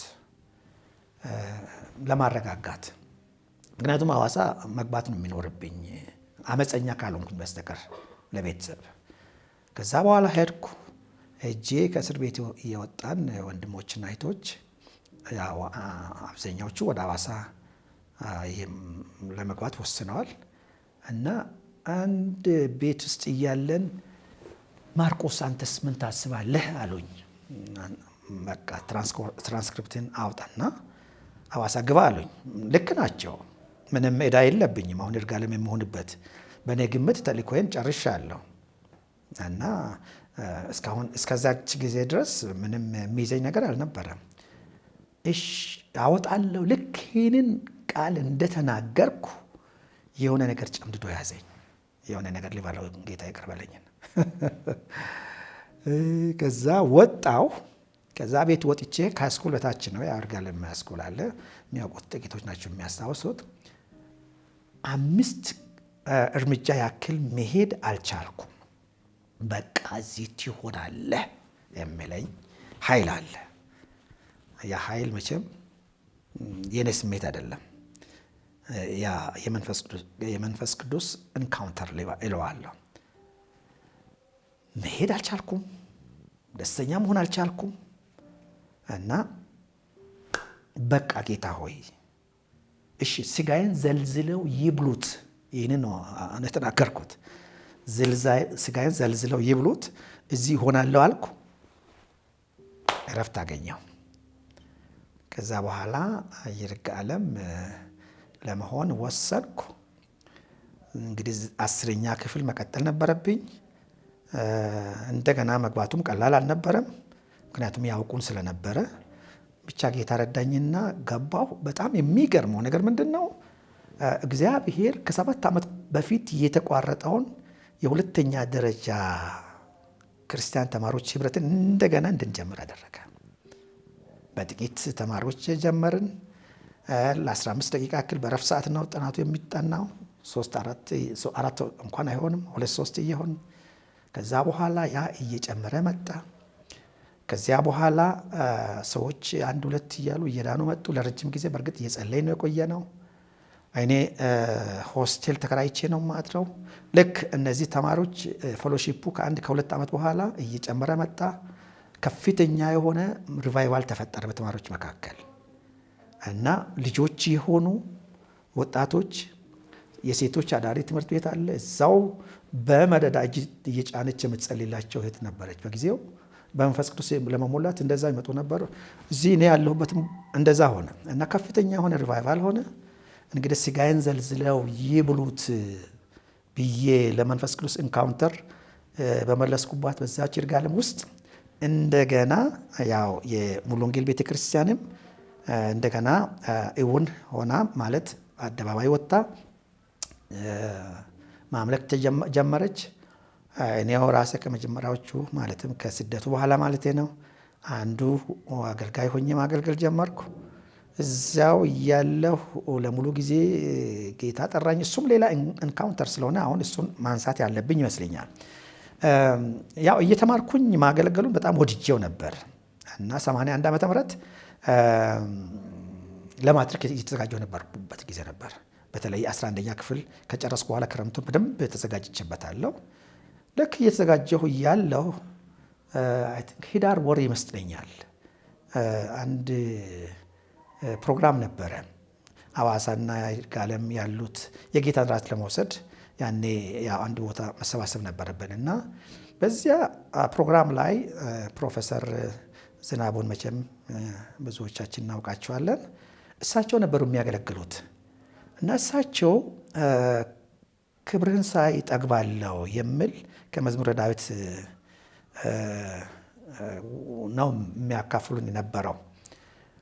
ገጠመኛቸውን ያካፍሉ ነበር። እኔ አሁን እንዳላበላሽባቸው እንጂ ውጪ ለትምህርት ሄደው እዚያው ለጥናት ሲዘጋጁ ምግብ ነገር አዘጋጅተው ወደ ላይብረሪ ለመሄድ ይነሳሉ። እንግዲህ ምግቡን አዘጋጅተው ምግቡን ትተው ቆሻሻ የጣሉበትን ነገር ይዘው እንደሄዱ ነው እንግዲህ እንዳልሳሳት ብዬ ነው። ምክንያቱም የሰውን ታሪክ እንዳላደርግና ኤኒሃው ያንን እየነገሩን ልክ እዛ ሄጄ ማጥናት ሲጀምር የሆነ ነገር ሸተተኛ አሉ እና ለካ ምግቡን ትቼ ሌላ ቆሻሻ ነው ተሸክሜ ያለሁት እና ይዤ መጣሁት። እስካሁን ድረስ ተሸክሜ ያለ ቆሻሻ ነው አለኝ። ጌታ ነው የምሉት። እሳቸው ግልጽ ናቸው። ይህንን እየሰበኩ በምናገሩበት ጊዜ እኔ ከኋላም ተቀመጥኩት ብዬ አለቅሳለሁ። በማላውቀው ምክንያት መሀረብ ይዣለሁ። መሀረብ እስክረሰርስ ድረስ ያንን መልእክት ሰምቼ ሄድኩኝ ወደ ይርጋለም። ወደ ይርጋለም ሄጄ ምሽት ላይ አንድ ራእይ ያለው ልክ እንደተለመደው አይነት ቤተክርስቲያን ነው የሚመስለኝ። ነገር ግን የቆመው ጌታ ኢየሱስ ክርስቶስ እንደሆነ ነው የምረዳው እና እዛ ቆሞ ማን ነው የሚሄድልኝ ይላል አሉ። ሰዎች ተቀምጠዋል አለ አይደለም። አሁን በቸርች ውስጥ የሚቀመጡበት አለ ሰው እና እጅ የሚያነሳ ሰው አላይም። ነገር ግን 1-2-3 ሰዎች እንዲህ ያነሳሉ። እናንተማ ሁል ጊዜ የምትሄዱልኝ ናችሁ፣ ሌላ ነው የምፈልገው ነው የምለው። እነዛ ሰዎች አሁን ማውቃቸው አገልጋዮች ናቸው። በቃ ጌታ ለአገልግሎት እንደምፈልገኝ በዛን ጊዜ ገባኝ። በነጋታው ትምህርት ቤት መሄዱን ትቼ መጸለይ ጀመርኩ። እንግዲህ ያ ደግሞ ሌላኛው ታሪኬ የተለወጠበት ጊዜ ነው ማለት ነው። ሌላው እስር ቤት እያለን ትዝ የሚለኝ ቀኑን አስታውሳለሁ። መስከረም 1976 ዓ.ም ትንሽ ለየት ያለ ጊዜ ነበረ እና አንድ የክፍለ ሀገር አስተዳዳሪ የነበሩ በጊዜው መጡና ሊያነጋግሩን ፈለጉ። ሲፈልጉ እንግዲህ አንድ ትልቅ ባለስልጣን ሲመጣ እስረኛው ይፈታሉ ብሎ ነው የሚጠብቀው። ሌላኛው እስረኛ በቃ ልትፈቱ ነው ይሉናል። እሳቸው ከእስረኛው ወጣ ባለ እዛው አስተዳደር አካባቢ ቁጭ ብለው እያንዳንዳችን ተራ በተራ ይጠሩናል። ሄድን። አንድ ከጆቫ ዊትነስ የታሰረ ነበር አብሮን። እሱ ትንሽ ኤክስፕሬስ ማድረግ ያቅተዋል፣ ራሱን መግለጽ አይችልም። ስፖርተኛ ነገር ነው እና እንደሄደ ወደዛ አድርገውታል። ከኔ በፊት ደግሞ ሌላ ወንድም ነበር፣ አሁን እዚህ አዲስ አበባ ያገለግላል። እሱ ሄደ። እሱን በጥፊ እስኪበቃው ድረስ አሉት። አሁን ቀጥሎ ደግሞ እኔ ነበርኩኝ እና መምረጥ ነበረብኝ።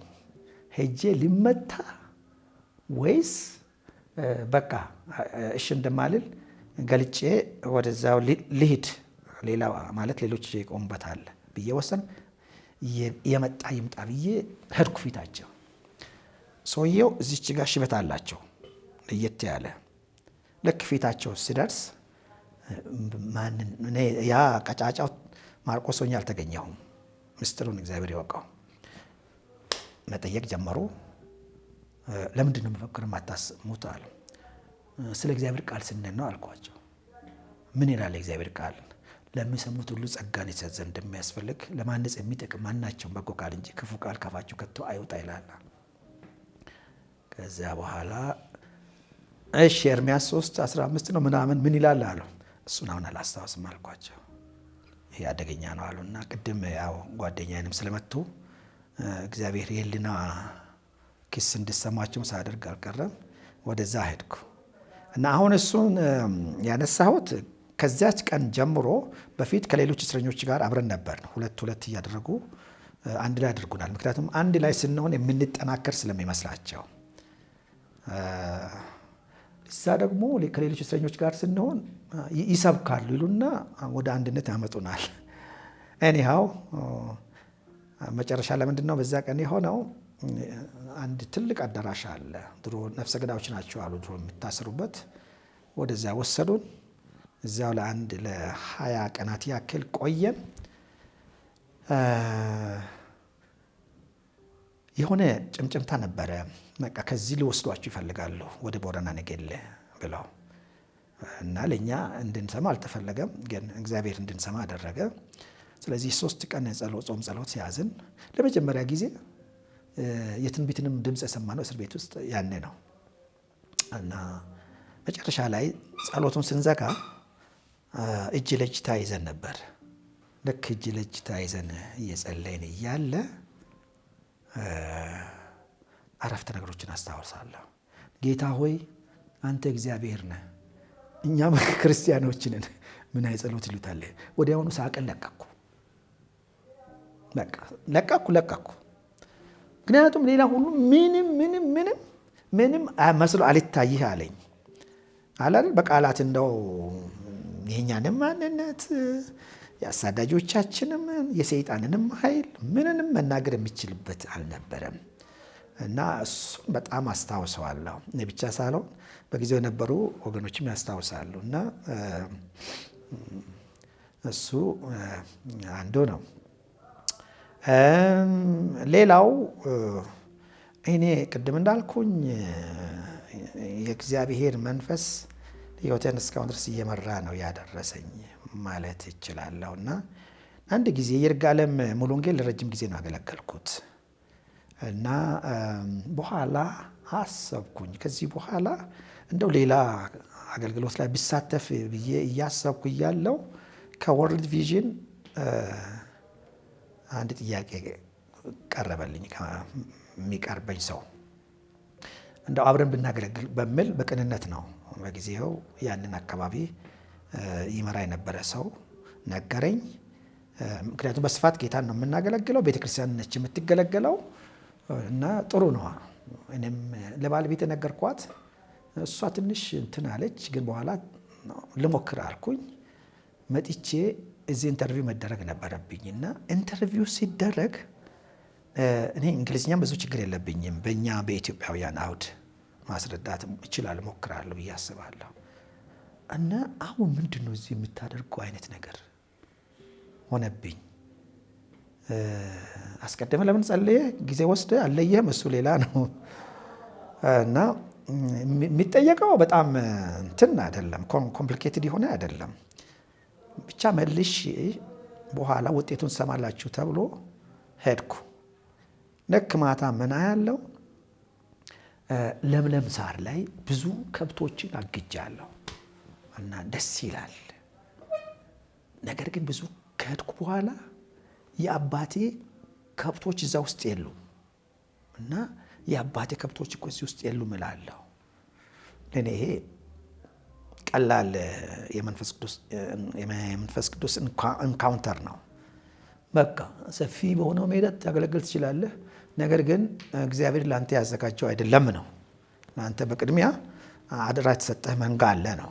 ስለዚህ በነጋታው ጤና ይስጥልኝ ማታ ጌታ ተናግሮኛልና እያልኩት እሱን አስታውሳለሁ። ሌላው አሁን እዚህ አዲስ አበባ ውስጥ ነው ያለሁት። በቃ እንትኑ አልመጣሁም፣ ዝም ብዬ አልመጣሁም። ናይሮቢ ከ2001 እስከ 2003 ድረስ ናይሮቢ ነበርኩኝ። ማስተርሰን እዛ ነው የሰራሁት። ወደ ሁለተኛው ዓመት ስደርስ አንዳንድ ነገሮች ነበሩ ፊት ላይ ማለት ማስብባቸው። በጣም ጸልይ ነበረ። ከመጣሁ በኋላ ለአገልግሎት የተከፈቱ በሮች ስለነበሩ አጥቢያዬም አለች።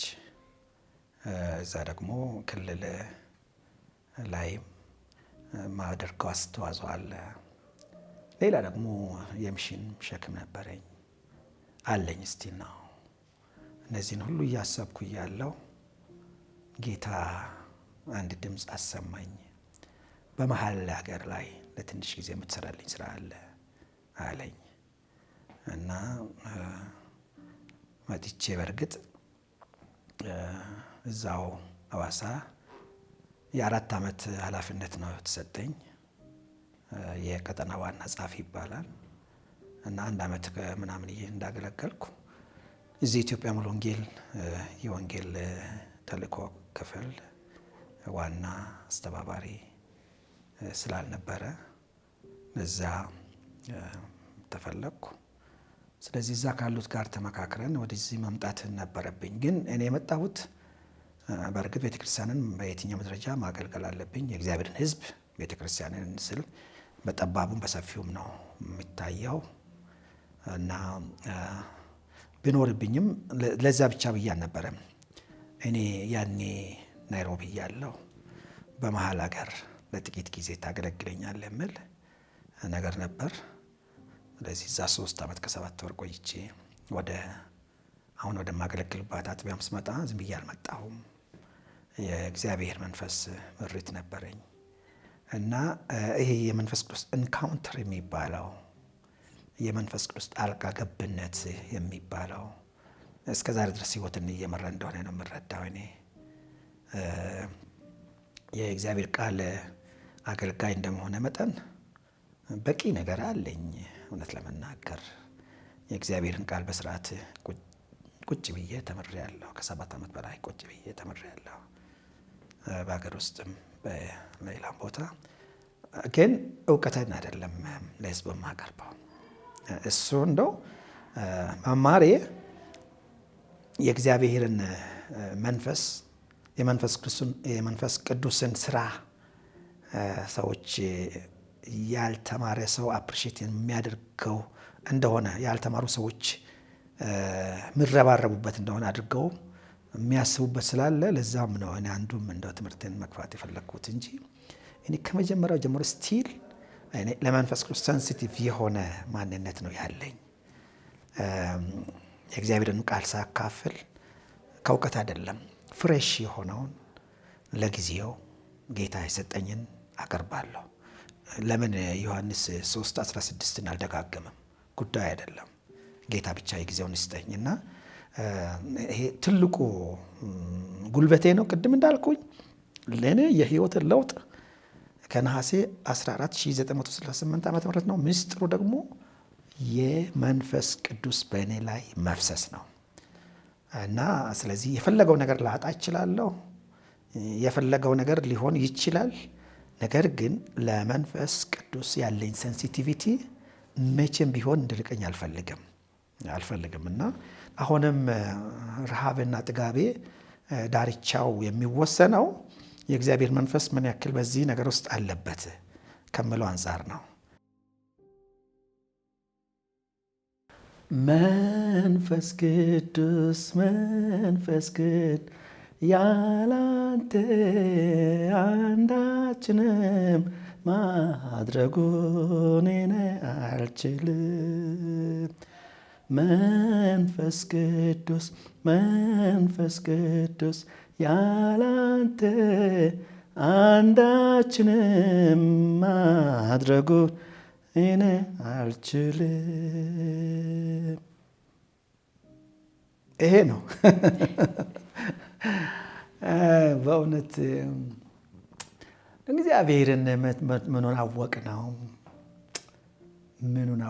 እግዚአብሔርን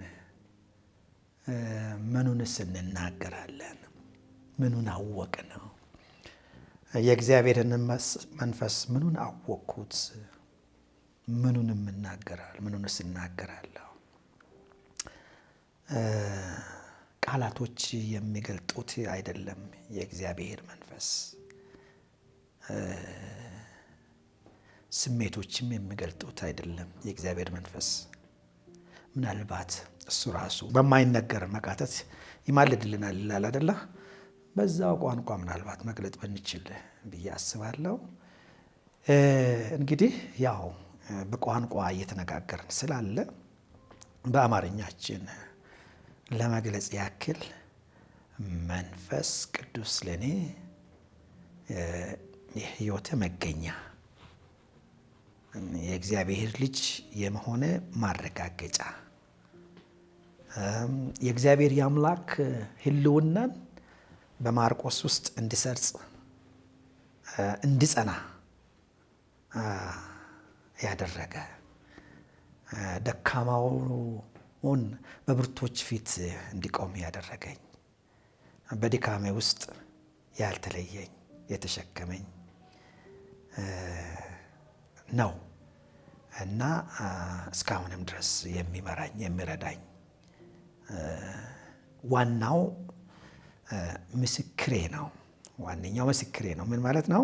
አንዳንድ ጊዜ ጌታን ስናመልክም ሆነ ስናገለግል ሰዎች ሚስ አንደርስታንድ ያደርጉናል። እኔ እንደ ሚስ አንደርስታንድ እንደመደረግ የሚጠላው ነገር የለም። ባመንኩበት ነገር ዋጋ ብከፍል ምንም አይደለም። ሰዎች ላይረዱን ይችላሉ እና ነገር ግን አለ መንፈስ ቅዱስ የሚሰጥን ምስክርነት አለ። እንዳው በአገልግሎታችን በሕይወታችን ፍሬያማ እንዳይደለን አይነት የሚሰማን ጊዜ አለ። ሰዎችም እንደዛ የሚያስቡበት ጊዜ አለ። ሰዎች አንዳንዴ ሰማይ ያደርሱሻል፣ ከዛ በኋላ ይረሱሻል። ምንም እንትን አይደለም እና የእግዚአብሔር መንፈስ ግን ኦልዌይስ በቦታው ነው ያለው እና እቅጩን እርግጠኛው ነገር ያለሁበትን ልክን የሚነግረኝ መንፈስ ቅዱስ ነው። ባለቤቴ ጥሩ የትዳር ጓደኛዬ ናት። በደንብ ሰማታለሁ። ሌሎች ወገኖችም ይኖራሉ የሚመሰክሩልኝ ወይም ደግሞ የሚያበረታቱኝ። ነገር ግን የማንም ለእኔ እንደ መንፈስ ቅዱስ አይደለም። መቼም ይሄ እንደ እንግዳ ነገር ሆኖ አይደለም እና ባለፍኩባቸው መንገዶች በወጣ ወረዶች ውስጥ በግሌ የመጨረሻ ውሳኔ አንድ ሰው አጠገቤ እንደሌለ በሚመስለኝ ጊዜ እንድወስን የረዳኝ የእግዚአብሔር መንፈስ ነው። በከፍታም እንዳው ከፍተኛነት እንዳይሰማኝ፣ በዝቅታ ውስጥም ይሄ ኢንፌሪዮሪቲ እና ሱፔሪዮሪቲ ኮምፕሌክስ ወደ እኔ እንዳይጠጉ ያደረገው መንፈስ ቅዱስ እንደሆነ ነው የምረዳው። ስብዕናን እቀበለዋለሁ፣ ማንነትን እቀበለዋለሁ፣ ጸጋይን እቀበለዋለሁ። በቃ በእግዚአብሔር ፊት ሙሉ ሰው እንደሆንኩ እቀበላለሁ። ግን ራሴን ደግሞ ከማንም እንደማንስ አድርጌ እቆጥራለሁ እንደ አገልጋይ። ስለዚህ አሁን ምንም ብሉኝ አይሞቀኝም፣ አይበርደኝም። እንደው ቅድም ልናገር ይሄንን ግድ የለም በዚች ምድር ላይ ለኔ በኔ እይታ ማለት ነው የመጨረሻውን የውርደት ደረጃ ያየው ይመስለኛል። የቱ መሰላችሁ? እሱ በተለይ እስር ቤት በነበርን ጊዜ ሁሉ ነገር የተመቻቸ አይደለም። ምናልባት አንዳንድ ሰው ይህን ሲሰማ ሊዘገንነው ይችል ይሆናል። እና ሽንት ቤት መጠቀሚያው መጸዳጃ ቤት፣ ሽንት ቤት የምለውን መጸዳጃ ቤት በሉት እናንተ፣ ውጪ ነው። በተለይ እስረኞች ሲበዙ ወደዚህ የተወሰነ ሰው ጎን ለጎን ይቀመጣሉ፣ ወደዛም ከላይ ቆርቆሮ አለ። ዝናብ በሚዘንብበት ጊዜ ሽንት ቤቱ ይሞላል። ሲሞላ ይተላል። ሲተላ እነዛ ትሎች እግሮቻችሁ ላይ ሊወጡ ይችላሉ። እነሱን እየተከላከለን ነው እንግዲህ ያው ስራውን የምንሰራው። በተለይ ቀበሌ ያለው አስታውሳለሁ እንደዛ አይነት ችግር የነበረበት ጊዜ ስለነበረ እና እጆቻችን ላይ ሙዣል የሚባል እንትን አለ ገብተዋል። የመጨረሻ ውርደት ተዋርደናል።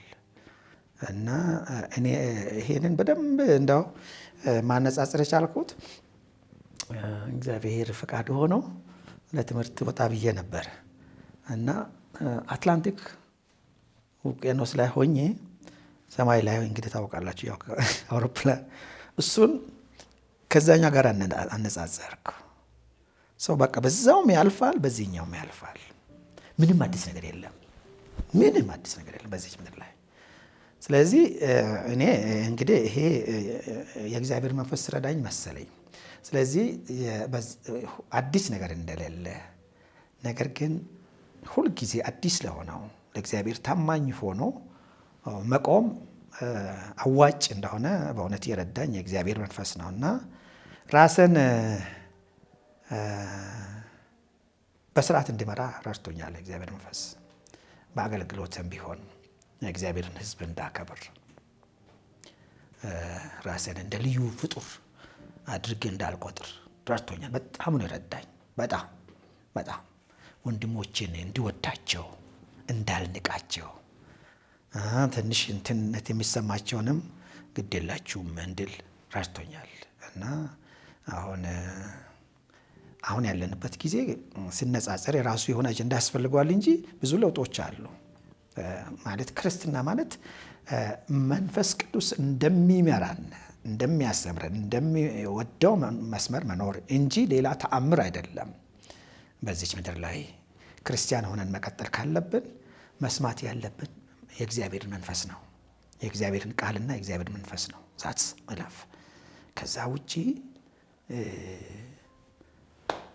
ተአምር የሚሰራ ፍጡር በዚች ምድር ላይ የለም። ስለዚህ ሰዎችን እንደ ሰዎች እንዳያቸው፣ ጊዜውን እንደ ጊዜ እንዳይ፣ ሁኔታን እንደ ሁኔታ እንዳይ፣ ነገር ግን በዚህ ሁሉ ውስጥ እግዚአብሔር ሕያው እንደሆነ እና ለዚህ ሕያው ለሆነው ጌታ ሕያው ምስክር ሆኜ መቆም ቅድሚያ የሚሰጠው አድርገህ እንዲቆጥር ረድቶኛል። መንፈስ ቅዱስ እንዴት ይገለጣል? ባለቤትን ሳገኛት እሷ ያው መወሰኗ ራሷ ቀላል አይደለም። እሱ የራሱ የሆነ እንትን ስለምኖረው ቀላል አይደለም። ምክንያቱም ወደ ተመቻቸ ቤት አይደለም የመጣችው። ኢኮኖሚካሊ በሌላም ቢሆን ፊት አሁን ዛሬም እንደው እንትን ላይሆን ይችላል። ግን የዛሬ ስንት ዓመት ደግሞ በጣም አሳዛኝ ነበርኩኝ።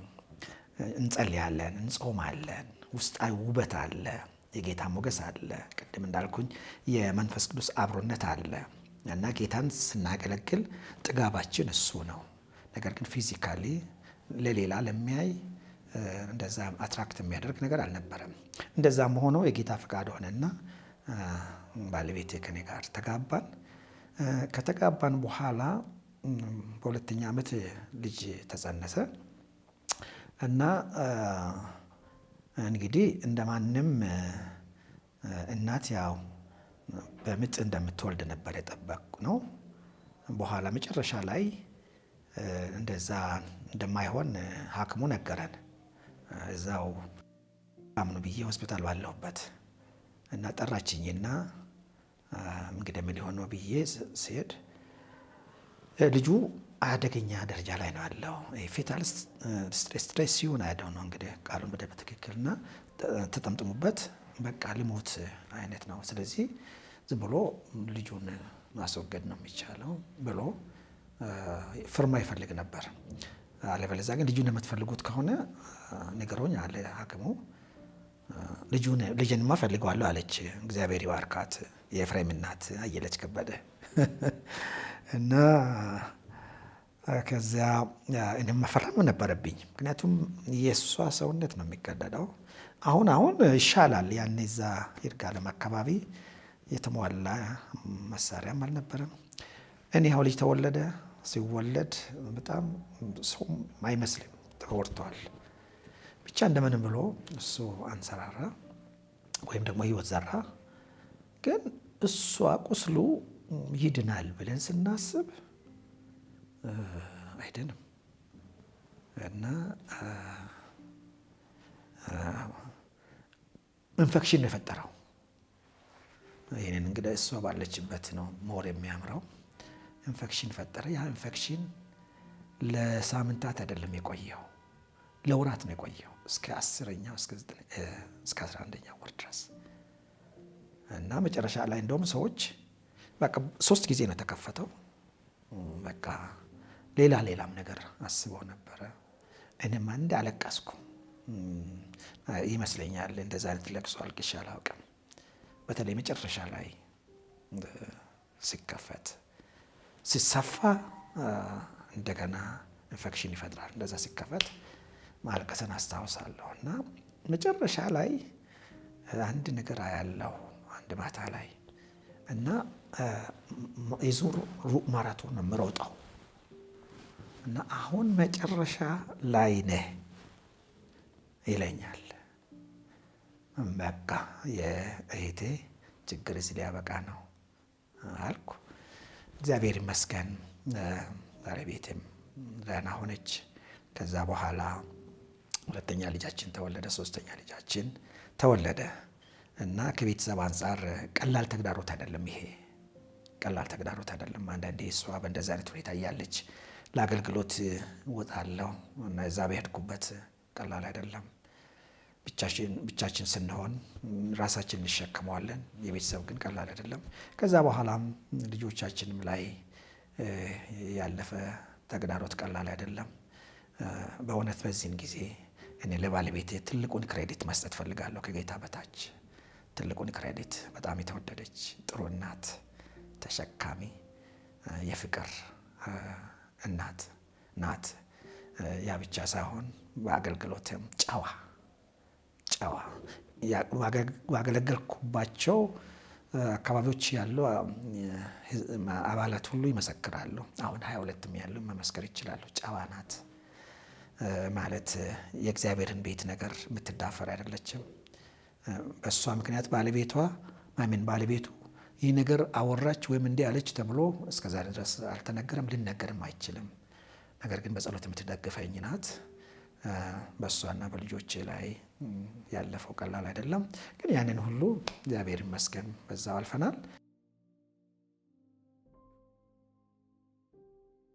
አንድ ጊዜ ሻኪሶ የሚባል ከተማ ውስጥ 85 ይመስለኛል እና አሁን ያቺ እህት እዚህ ያለች እያስተማርኳቸው ነበር እና አስተምረን ልክ ወዲያውኑ ስለ መንፈስ ቅዱስ ሙላት እንጸልያለን፣ ሰዎች ይሞላሉ። ግሩም ጊዜ ነበረ እና እያስተማርኳቸው እያለሁ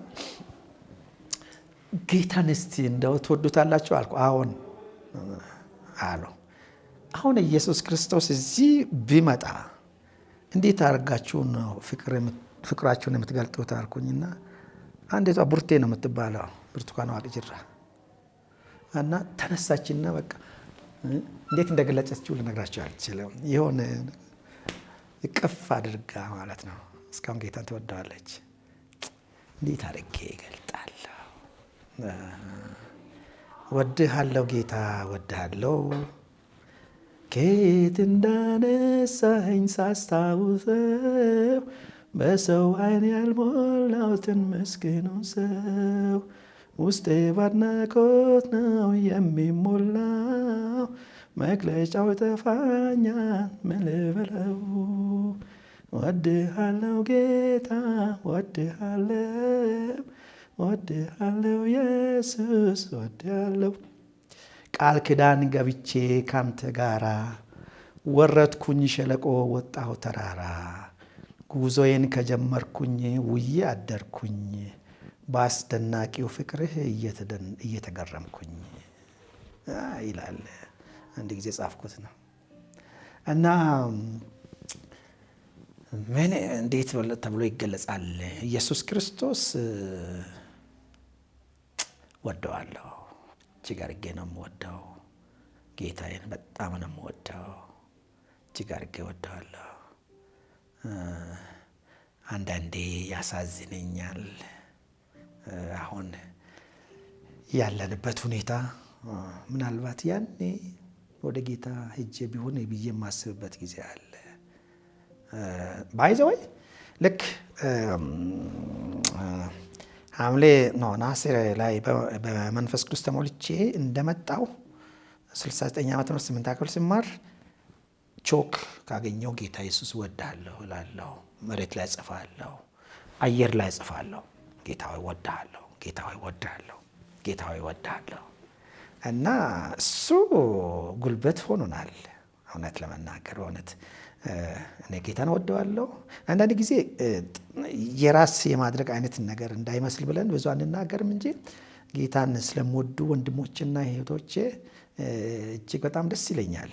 እኔ አሁን ከሰዎች ማረጋገጥ የምፈልገው ነገር ጌታን ትወዳለህ ወይም ትወጃለሽ ነው እንጂ ሌላ ነገር አይደለም። ይሄ ሰማይ ጠቀስ ታሪክ ማንም ቢዘረዝር ምንም አይደንቀኝም። ግን ጌታን የሚወዱ ከሆነ እንደው በዚህ አጋጣሚ ሌላው ነገር ተውት፣ ሌላ ነገር ተውት። የሚጨመር የሚቀነስ እሱ የእኛ ድርሻ አይደለም። ግን ጌታን እንውደደው። ጌታን የሚያገለግሉ ወንድሞችንና እህቶችንም እንደው ምክር ልስጣቸው፣ ተውት። ጌታን ከወደዳችሁ ከፍቅር የተነሳ የሚወጣ ቃል እሱ መድኃኒት ነው። ከፍቅር የተነሳ የሚወጣ ጸሎት እሱ ፈውስ ነው፣ ያከብረዋል።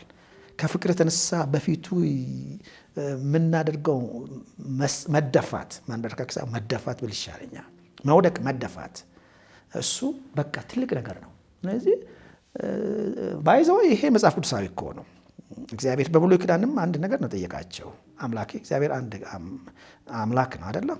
በፍጹም ልቤ፣ በፍጹም ሐሳቤ፣ በፍጹም ኃይሌ፣ በፍጹም ነፍስ ውደድ ነው ተባለው። ስለዚህ እኔ እንደው የትም ይሁኑ ሰዎች የትም ይሁኑ፣ ግን ገብቷቸው ጌታ ኢየሱስ ክርስቶስን መውደድ ከቻሉ እነርሱ ጤናማ መስመር ላይ ናቸው። እና እኔ አሁንም ቢሆን እንደ አገልጋይነት የምፈጥረው ነገር የለኝም፣ ተአምር አልፈጥርም። ባለፈው ጊዜ እዚሁ ተናግሬ ያለው መጀመሪያ አገልግሎትን ሲጀምር 22 ላይ ምንም ተአምር አልፈጥርም፣ ግን ምልክት ሆናለሁ። ምልክት የምሆኑ ደግሞ እግዚአብሔርን ወዳለሁ፣ ጌታዬን ወደዋለሁ። ጌታን ብቻ አይደለም ሕዝብንም ወዳለሁ። እና እስከዛሬ ድረስ ገንዘብ አጥሮኝ ያውቃል። ሌላ ነገር ንግግርን ውስን ሊሆን ይችላል፣ ግን ፍቅሬን ሰዎች ቢያውቁ ጥሩ ነው። እኔ ሰዎችን ወዳለሁ። ይህን ደግሞ መናገር አለብኝ። ጌታን ወደዋለሁ።